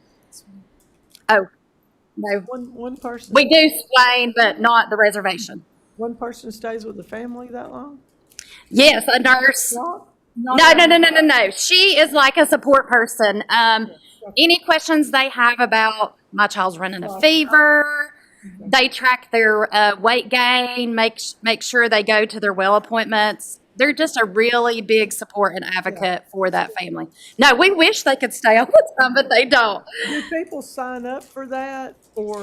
It is by referral, and we can take if somebody just wants to do the program, but we take referrals typically from doctors' offices, OBGYN, pediatrics, things like that. So Just word of mouth around the county.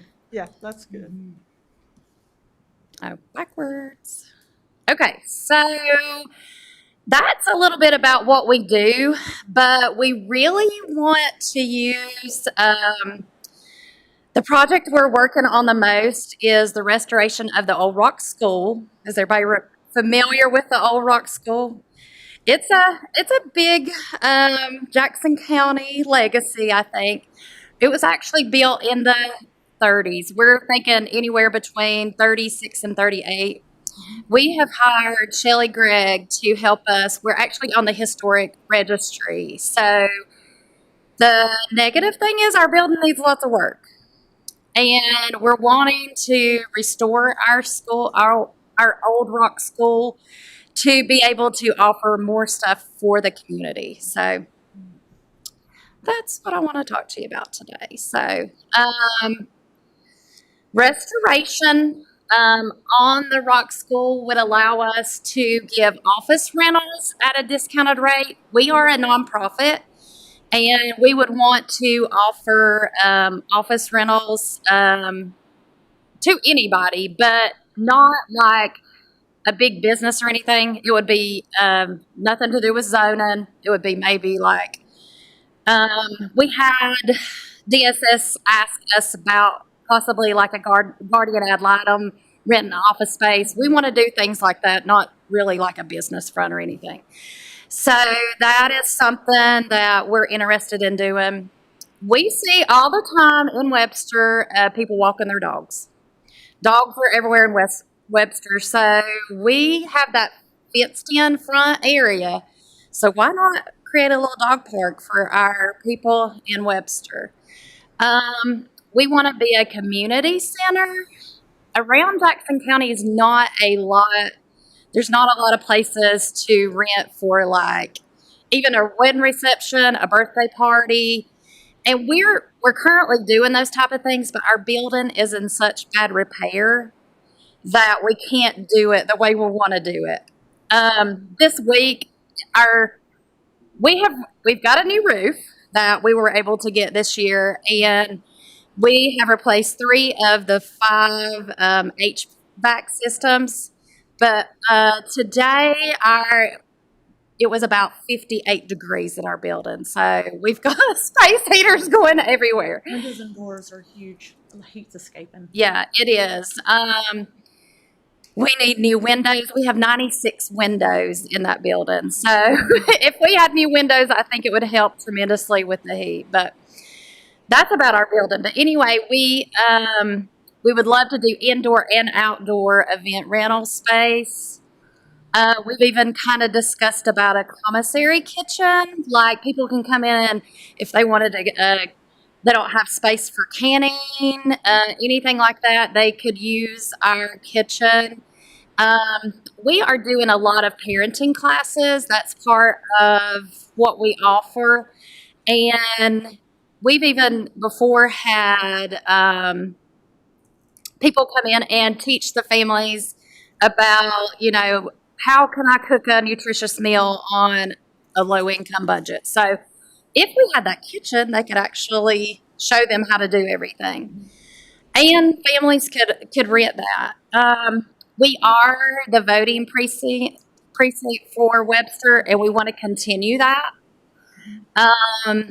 We're right there with the new playground. We would love to be able to offer stuff that people can use that inclusive playground along with events that we can do at the FRC. We call it the FRC Center, our big room.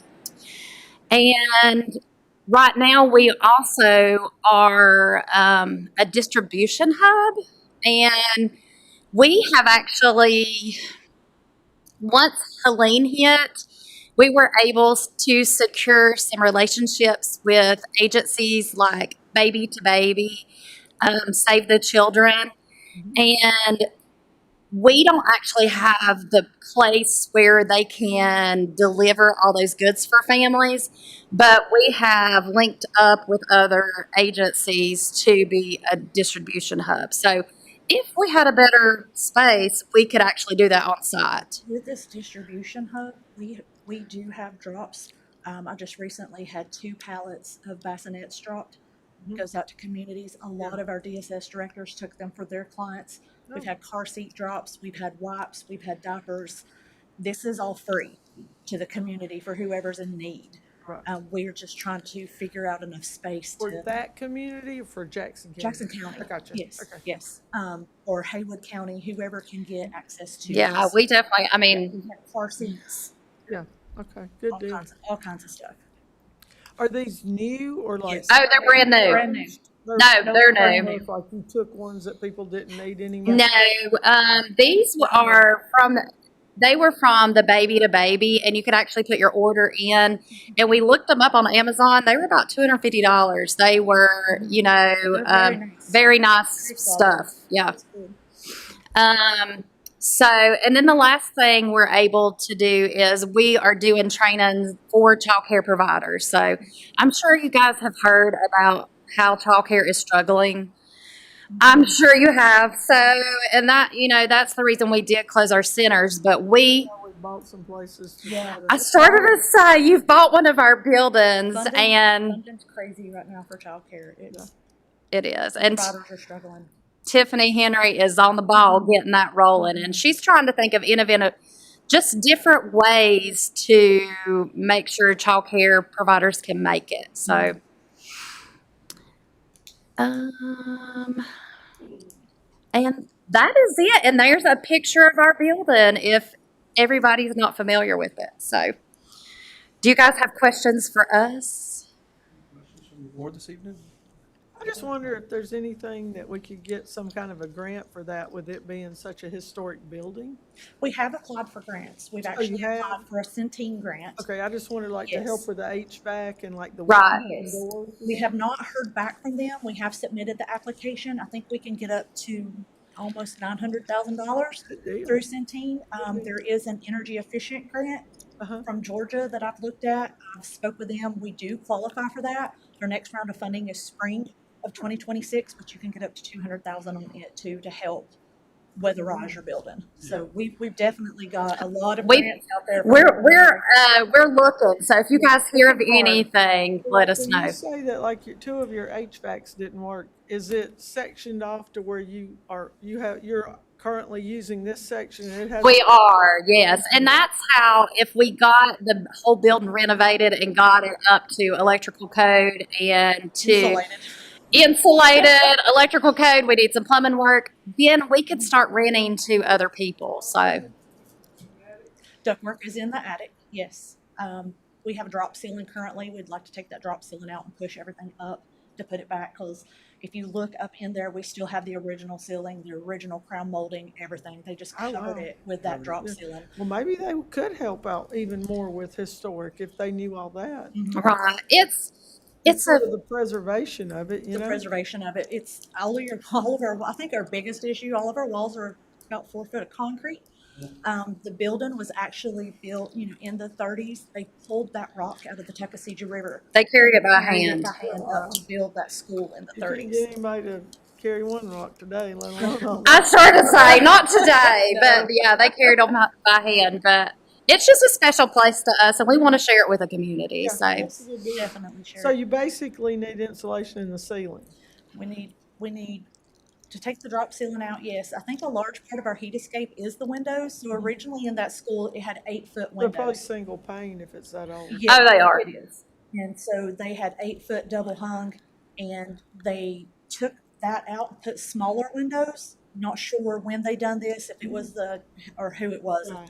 who was in there before us, but a lot of the windows that are in there now is not even big enough to fill the hole. Oh. So we've had to really push it up, and then when they took it out above that drop ceiling, they just put a piece of plywood up. Oh, wow. And I'm like, you can't keep heating there They're with not just window plywood. installers, obviously. No, I don't think they were. but we own that building. We purchased it in the 90s, early 90s. So we own that building free and clear. We're on the historic registry. There's certain things you can and can't do, and that's what Shelley is helping us with. But we just want to make it special again, and we want to share it. So Good deal. We allow the Jackson County Board of Education, we own that whole parking lot too. So they're allowed to use it for their facilities, for softball games, Yeah. all of that. Good deal.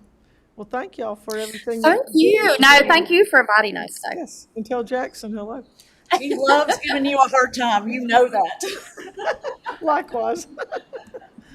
Next up this evening, we have Village Green of Cashers and Dale Gordon, the Executive Director, and Madeline Steed are both here to present. Good evening. First, I'd like to say, as a Jackson County resident who lives at the top of Cullowhee Mountain Road, I too am appreciative of all the public works and roads folks the last couple days. All right, where do we have? You didn't want to slide to the meeting tonight. Yeah.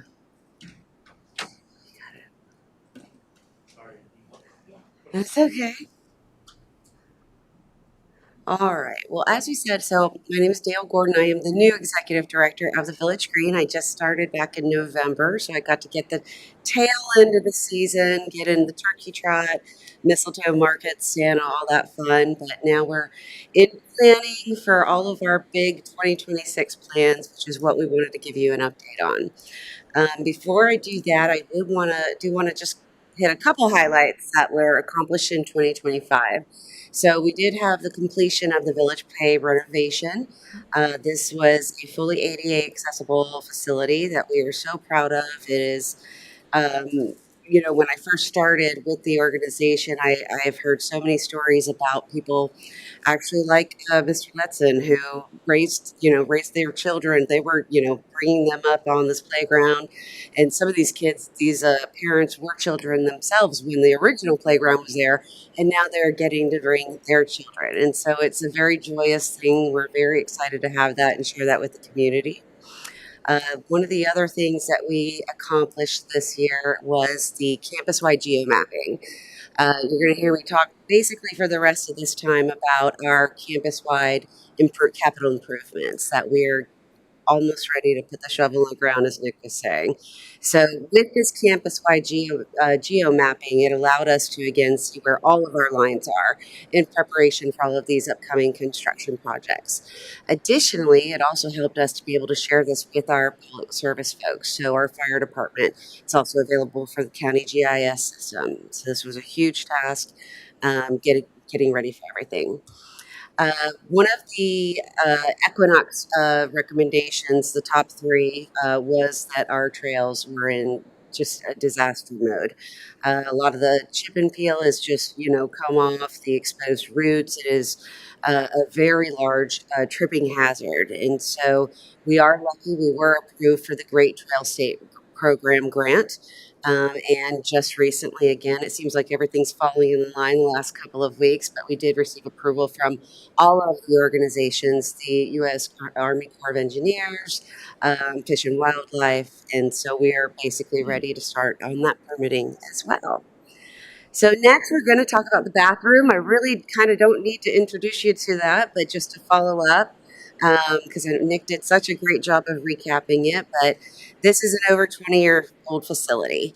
It is in very bad shape. Currently, we have technically two toilets, unisex bathrooms, and then on the back side of the property, you can see that is where we call it our portaloo, and that is the only restroom that is available year-round.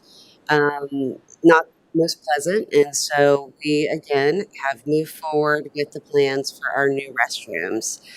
These are the renderings. If you look at this top left drawing right here, you'll be able to see we are going to be adding 3 more toilets in the women's restroom, 1 toilet, 2 urinals in the men's, and then an ADA accessible family restroom will be also. The other great thing about this is that it is going to be heated, so we will be able to use this year round. That is a huge asset to our community. As Nick said, we are the only public restrooms in the Cashers commercial area. So that's pretty much going to bring me up to date on our capital improvement projects. With the bathrooms, we are also going to be improving the electrical systems. And that's all been included in our grant proposals, and that has been approved by the TDA and also Jackson County.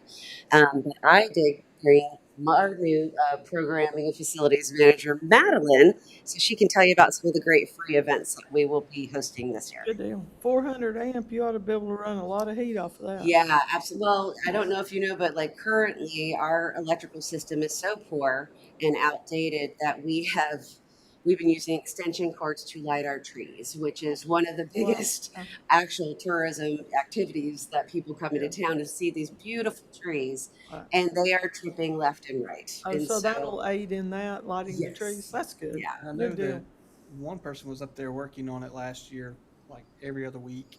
So Yeah. electricians were coming out to Yeah, I mean it's just piece it together. yeah, it's been an interesting winter. Hi, everyone. Thanks for being here this late in the evening. So as Neil was saying, we are gearing up for our community event seasons.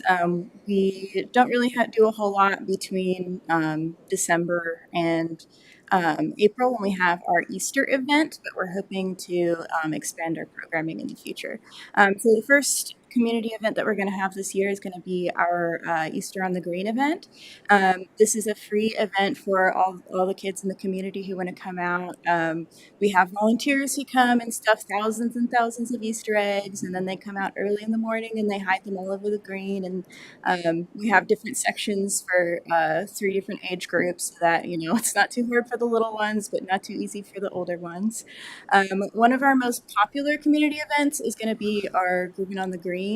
And that's similar to Concerts on the Creek. It is a free community concert series that we have on select Fridays throughout the summer. We have some returning favorites like Gotcha Groove. Everybody here has probably heard of them. They're pretty popular around here. And then we're also going to be welcoming some new bands this year as well. The fireworks extravaganza is probably our second most well-attended event after our Leaf Festival. We had at least 2,000 people at any given time at last year's. This year is going to be our biggest fireworks show yet to honor the 250th anniversary of our country. So that's really exciting. We're also hoping to get in touch with a local VFW chapter. We'd like to have them come out and do a presentation of arms at the beginning to really honor our veterans. And then we'll, of course, have music and fireworks with that. The Catherine Valley Leaf Festival is one of our biggest events of the year. It's a 3-day craft festival. We have over 100 vendors at this event. And all of our vendors, we only accept vendors who make their goods by hand. So no 3D printed or AI art at this festival. We also have a lot of local musicians who come out and play during the event. We also have local organizations who will come and do activities for kids. The Highlands Clashers Hospital comes out and does a teddy bear clinic for the kids. They absolutely love it. And then our next event after that, we have Goblins on the Green. This year's is going to be a little different. We've had some event dates kind of clash, so instead of having a full block party usually we would do it the week before Halloween, but Halloween this year is on a Saturday, and we don't want to try to compete with Highlands because this is an event that we collaborate with lots of other local nonprofits and organizations, and it would just be, everyone would be up in Highlands and trying to rush down, but this is another completely free event. Lots of community organizations come out and they set up fun little booths for the kids to come and trick or treat, and they do all kinds of little activities for the kids. Last year we had like a bubble dance party for the kids, and they loved that. And then for Thanksgiving, we have Gobble on the Green. This is one of the few ticketed events that we have. Almost all of our events are completely free. This one, there is a registration fee. It's always free for spectators. So, but this is another one of our very well attended events. We had, I think it was 1,400. Yeah, 1,400 runners this year. So if you can Which imagine. was really foreign to me because my mom told me this. She said, I saw this shirt and it was really funny. It said, I didn't grow up in a family that does 5Ks on Thanksgiving Day. And so I was like, well, now you are part of that because now we will be doing this for basically the rest of our lives. Yes, I It never was would have really guessed. joyous. Never would have guessed that many people would want to get up at the crack of dawn on Thanksgiving and run in the cold. But here we are. And you'll see on this shirt, the back of the shirt there, it has a lot of logos from local businesses on it, and that is how we fund all of these events. Some of it, a little bit of it is grant funded here and there, but primarily we go out and network in the community and get sponsorships from local businesses. We also collect donations at all of these events, and then Gobble on the Green, the registration fee helps us pay to put this event on as well. Lights in the Green is probably one of our most beloved events. It's really magical if you've ever been to it.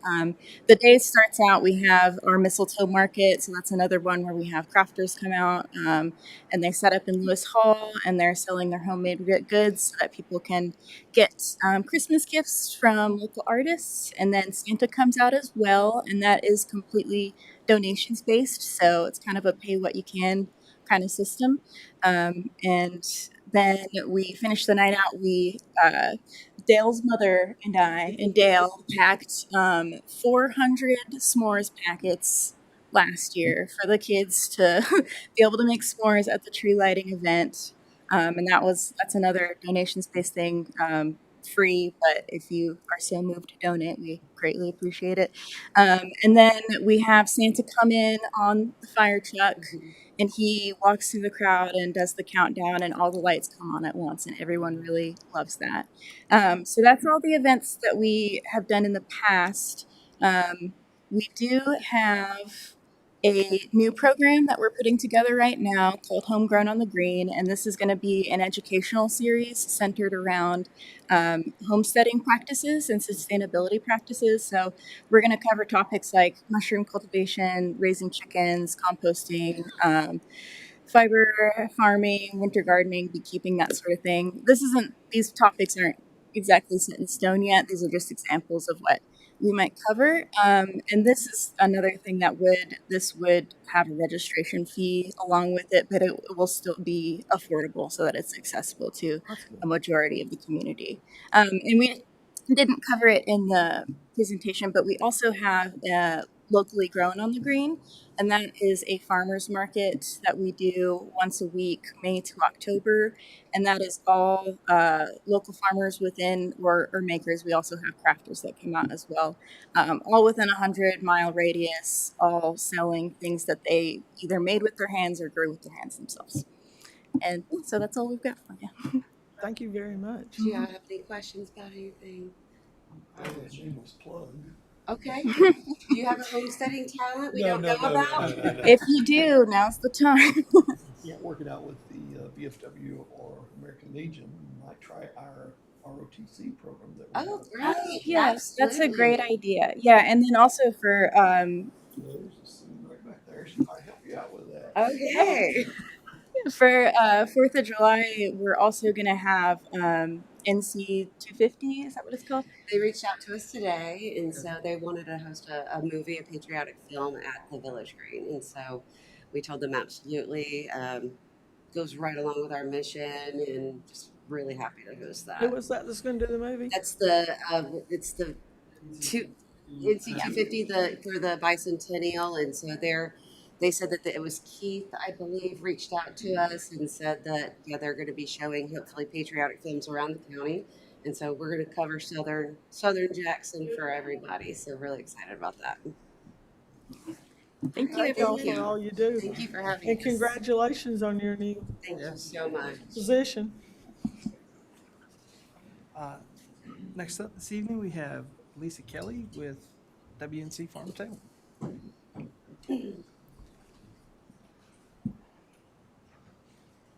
I'm gonna give you guys this because I did new business. How are you? I'm good. Good.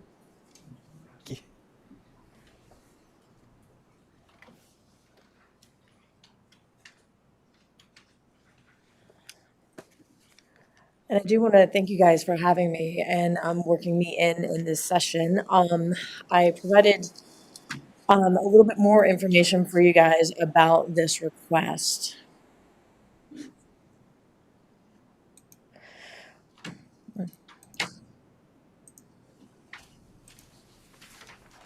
I'm used to a Mac, so sorry. Who we are.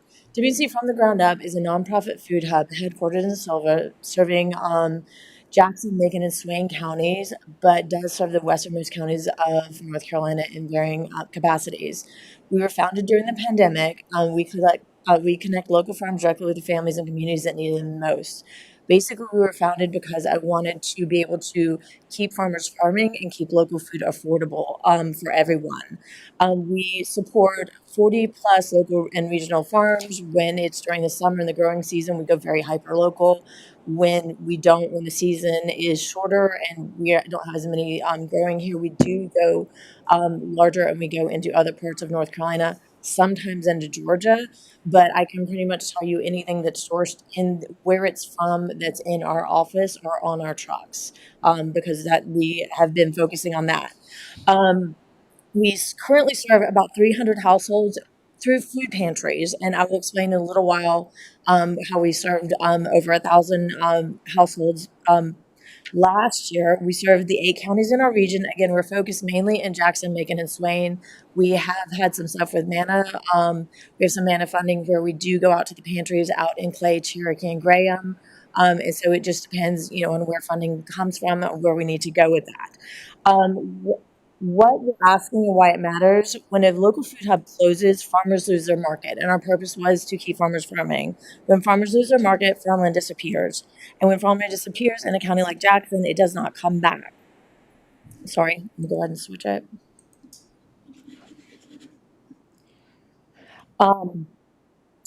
WC From the Ground Up is not an outside organization moving into this community. We were born here in the middle of the pandemic out of a real need to keep farmers farming. We know these farms, these families, and this land. Since 2020, we have paid over $1 million directly to local and regional farmers and connected them to the people who live right here. Federal and state funding cycles are not permanent, and when that money disappears, our farmers are left holding the cost of the capacity they built to meet the demand.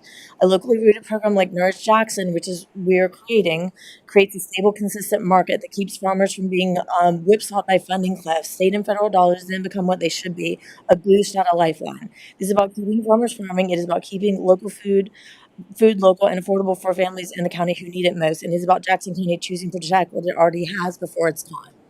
A little side note on things in regards to farmland preservation and things like that.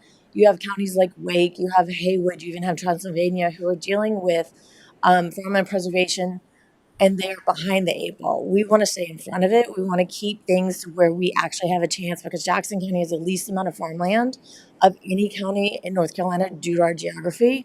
We are second only to Texas. North Carolina is second only to Texas in farmland loss each year. So we have to, be able to, we need affordable housing, we need tourism, we need all of this, but protecting the farmland goes right along with it. We also have to look at caloric needs of our community. We don't have enough farmland in Jackson County to actually meet all of the caloric needs of the population that we have.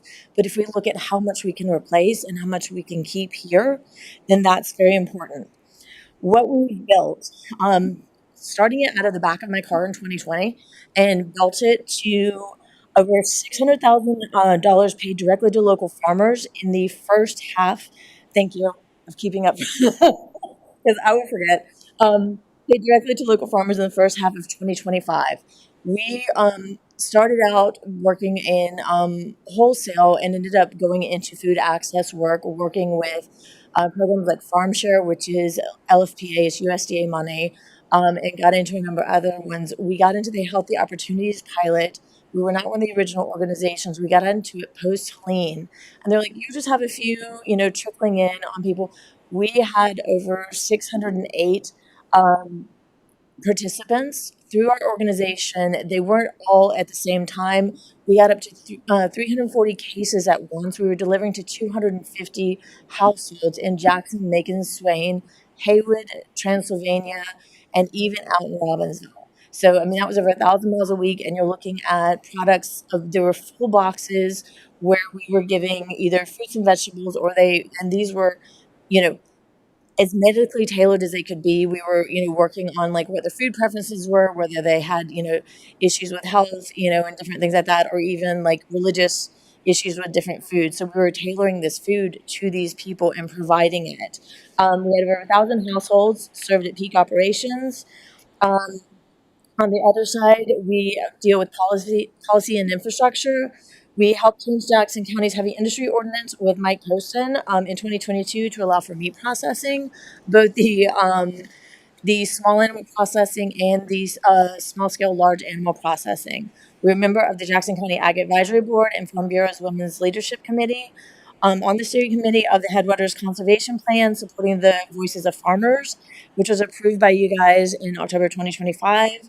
We expanded our facility last year due to the need with the Healthy Opportunities pilot from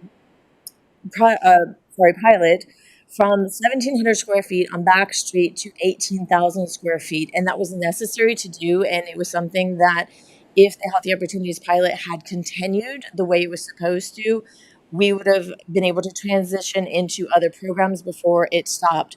In June of last year, due to DHHS and the fact that the state doesn't have a budget, it ended abruptly on June 30th, which meant we went from having 304 clients that we were providing food each week, and our farmers who had scaled up to meet production to have a cliff where suddenly the funding was gone, which is why I'm here. We also are the sponsoring organization for the Jackson County Cost of Community Services Study. We serve as a sponsoring org for the Farmland Preservation Plan that has just been approved by the Ag Advisory Board. So that's something that we will also be working on as we finish the cost of community services study so that we can combine those together. We are collaborating with other organizations to change the present use value statute to support small Appalachian farms. And those are organizations across the state, including Mecklenburg County, Catawba River Keepers, Carolina Farm Stewardship Association, and Soil and Water in Watauga. We are a member of the Blue Cross Blue Shield Foundation's Food is Medicine cohort and the WNC Health Policy Initiative, including being on the Social Determinants of Health Committee. The current challenge, like we said, in 2025, we lost 3 major funding streams simultaneously. One of them was unexpected, being the Healthy Opportunities Pilot. We also lost Farm Share and LFPA Plus, which were 2 other options. I am actually heading to DC next week to advocate and speaking to the USDA on permanent LFPA funding, which is the Farm Share. But it's not something that should be icing on the cake. What we want to do is create a local program on that side. Our operating budget unexpectedly dropped from $1.2 million in the first 6 months of 2025 to only $50,000 annually. We are maintaining operations to 300 households served while pursuing over $750,000 in pending grants and funding streams. Without bridge support, all work stops. Nurse Jackson, which is what we're working on right now, the Farmland Preservation, Farmer Resources, and the 40-plus farms we support. What we are building is the Nurse Jackson program. We are partnering with WCU Health and Human Sciences. The platform is actually NourishRx, which is used by Blue Cross Blue Shield Foundation. It's also used by Wake with Farmer Food Share, with a food hub there. And it's used across the country. It's very similar to what HOP was using, but it's actually more user-friendly.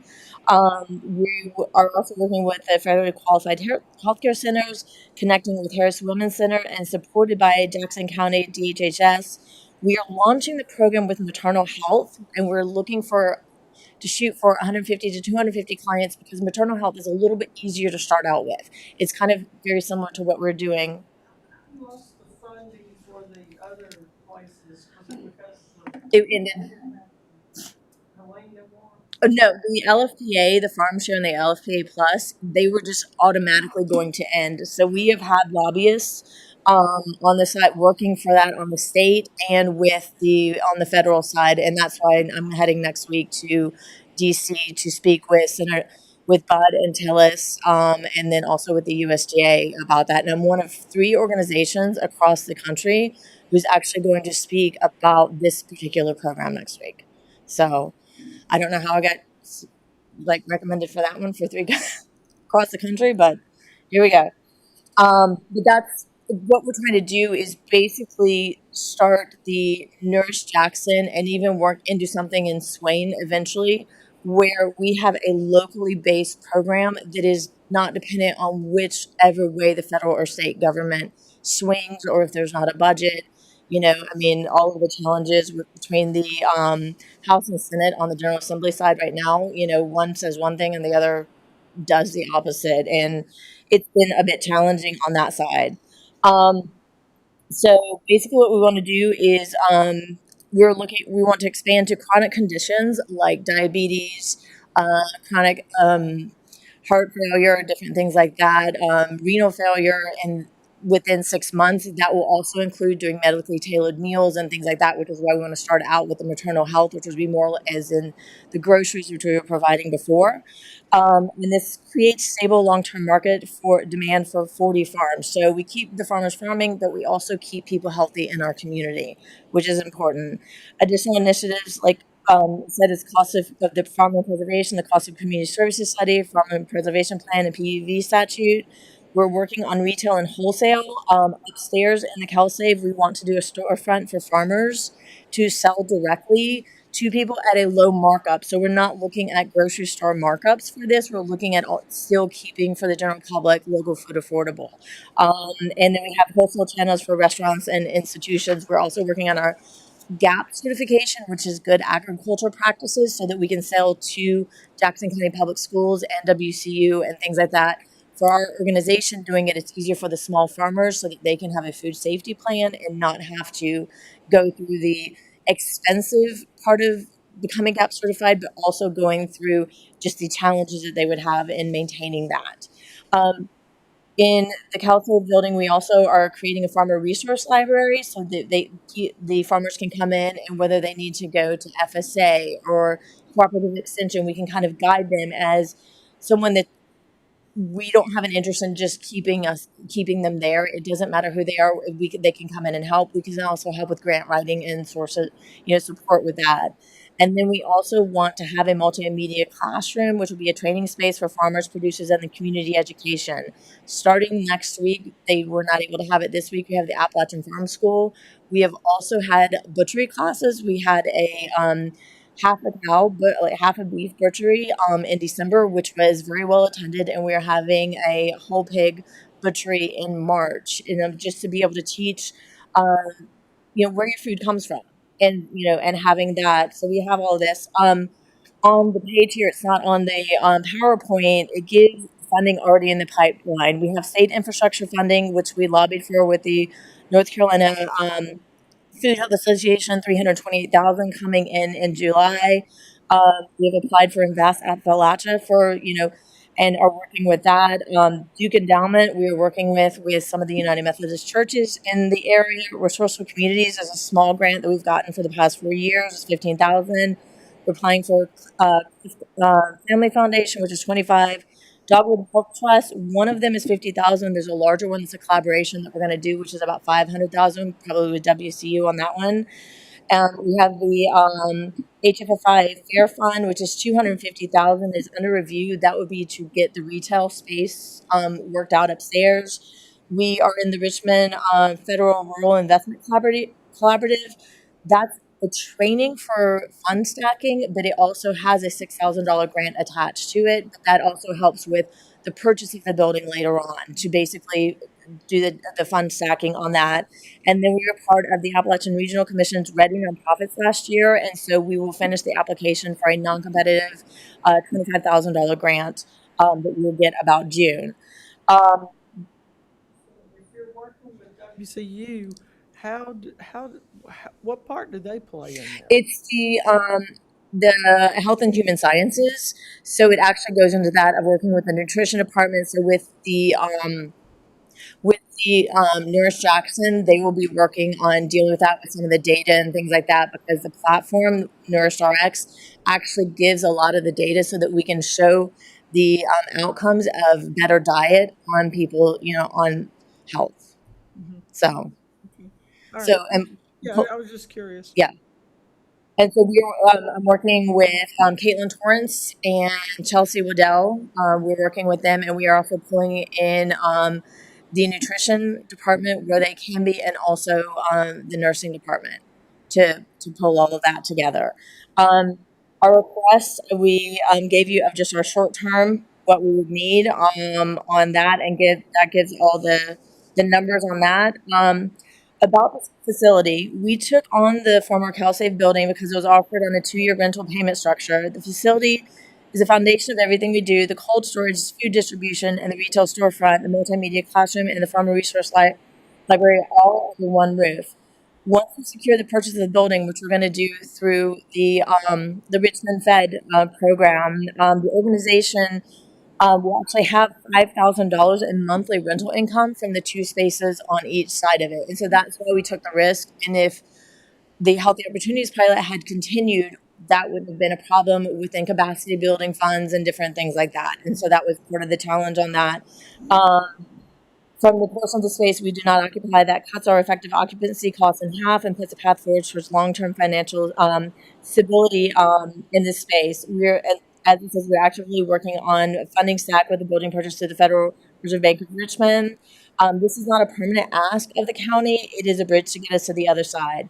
Long-term revenue and financial stability. Once Nurse Jackson is operational, the infrastructure funding that follows will open the doors to sustainable recurring revenue streams. Insurance company reimbursements for food as medicine prescriptions will become a direct and reliable funding source. As our program expands to cover more chronic conditions and more patients, the income grows with that. Another thing that we're working on, I was actually didn't realize Nick was going to be here earlier, or Bernadette. We're developing a long-term plan for an annual festival centered on local agriculture, which actually goes into the conservation plan. Erin Carson from Equinox and Environment and I have talked about it. This will not only generate direct revenue for WNC from the ground up, but will serve as a broader economic purpose for Jackson County. We want to give 15 to 20% of the proceeds directly to farmland preservation, so that would actually go into a local fund, and then support for local businesses and tourism dollars offered from the same event. It's a kind of investment that pays back to this county in ways that go well beyond our organization. And then y'all have these are all for the rich, or for their letters of recommendation in the packet that were for the Invest Appalachia, but I thought it would, for you to send it back and Do give you it. have a list of all the farmers that this would help? I can pull it off. We have a farmer liaison. Good. Yeah, but we do have multiple ones in Jackson, Macon, Swain. We have a number in Haywood. We pulled dairy from Shelby. I'm trying to even think, so most of our sourced here, we go a little bit out. Tendwell Farms is one we're using right now. They're over in Old Fort, but actually one of their founders started on balsam on an acre, and now he's running a multi-million-dollar. The dairy in Shelby, is it Kaiser Dairy? No, it's Guernsey Girl. They may not even be around. I don't know if any of his sons took it over. Yeah, and we do pull from other places. Like we pull rice from the coast from Tidewater Grain, so we do have the list. It's just that moving away from me doing everything over the past few years, that's our contacts with all the farms are actually under our farmer liaison. Yeah. Okay.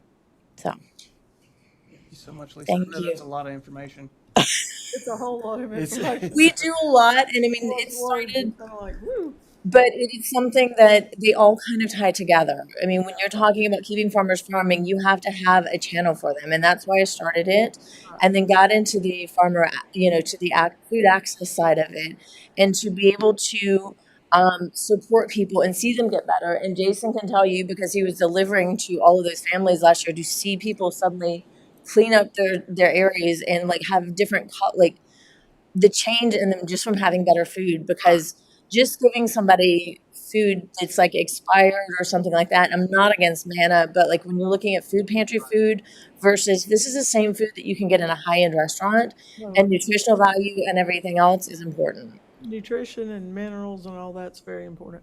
But I would really like to see the farms that it helps. Okay, I'll send it to you. Assisting or whatever. That's awesome. Thank you. for what Thank you're you. doing. Thank you so much, Lisa. With no further business this evening, is there a motion for adjournment? And second. All in favor? Aye. Aye. None opposed. We are adjourned.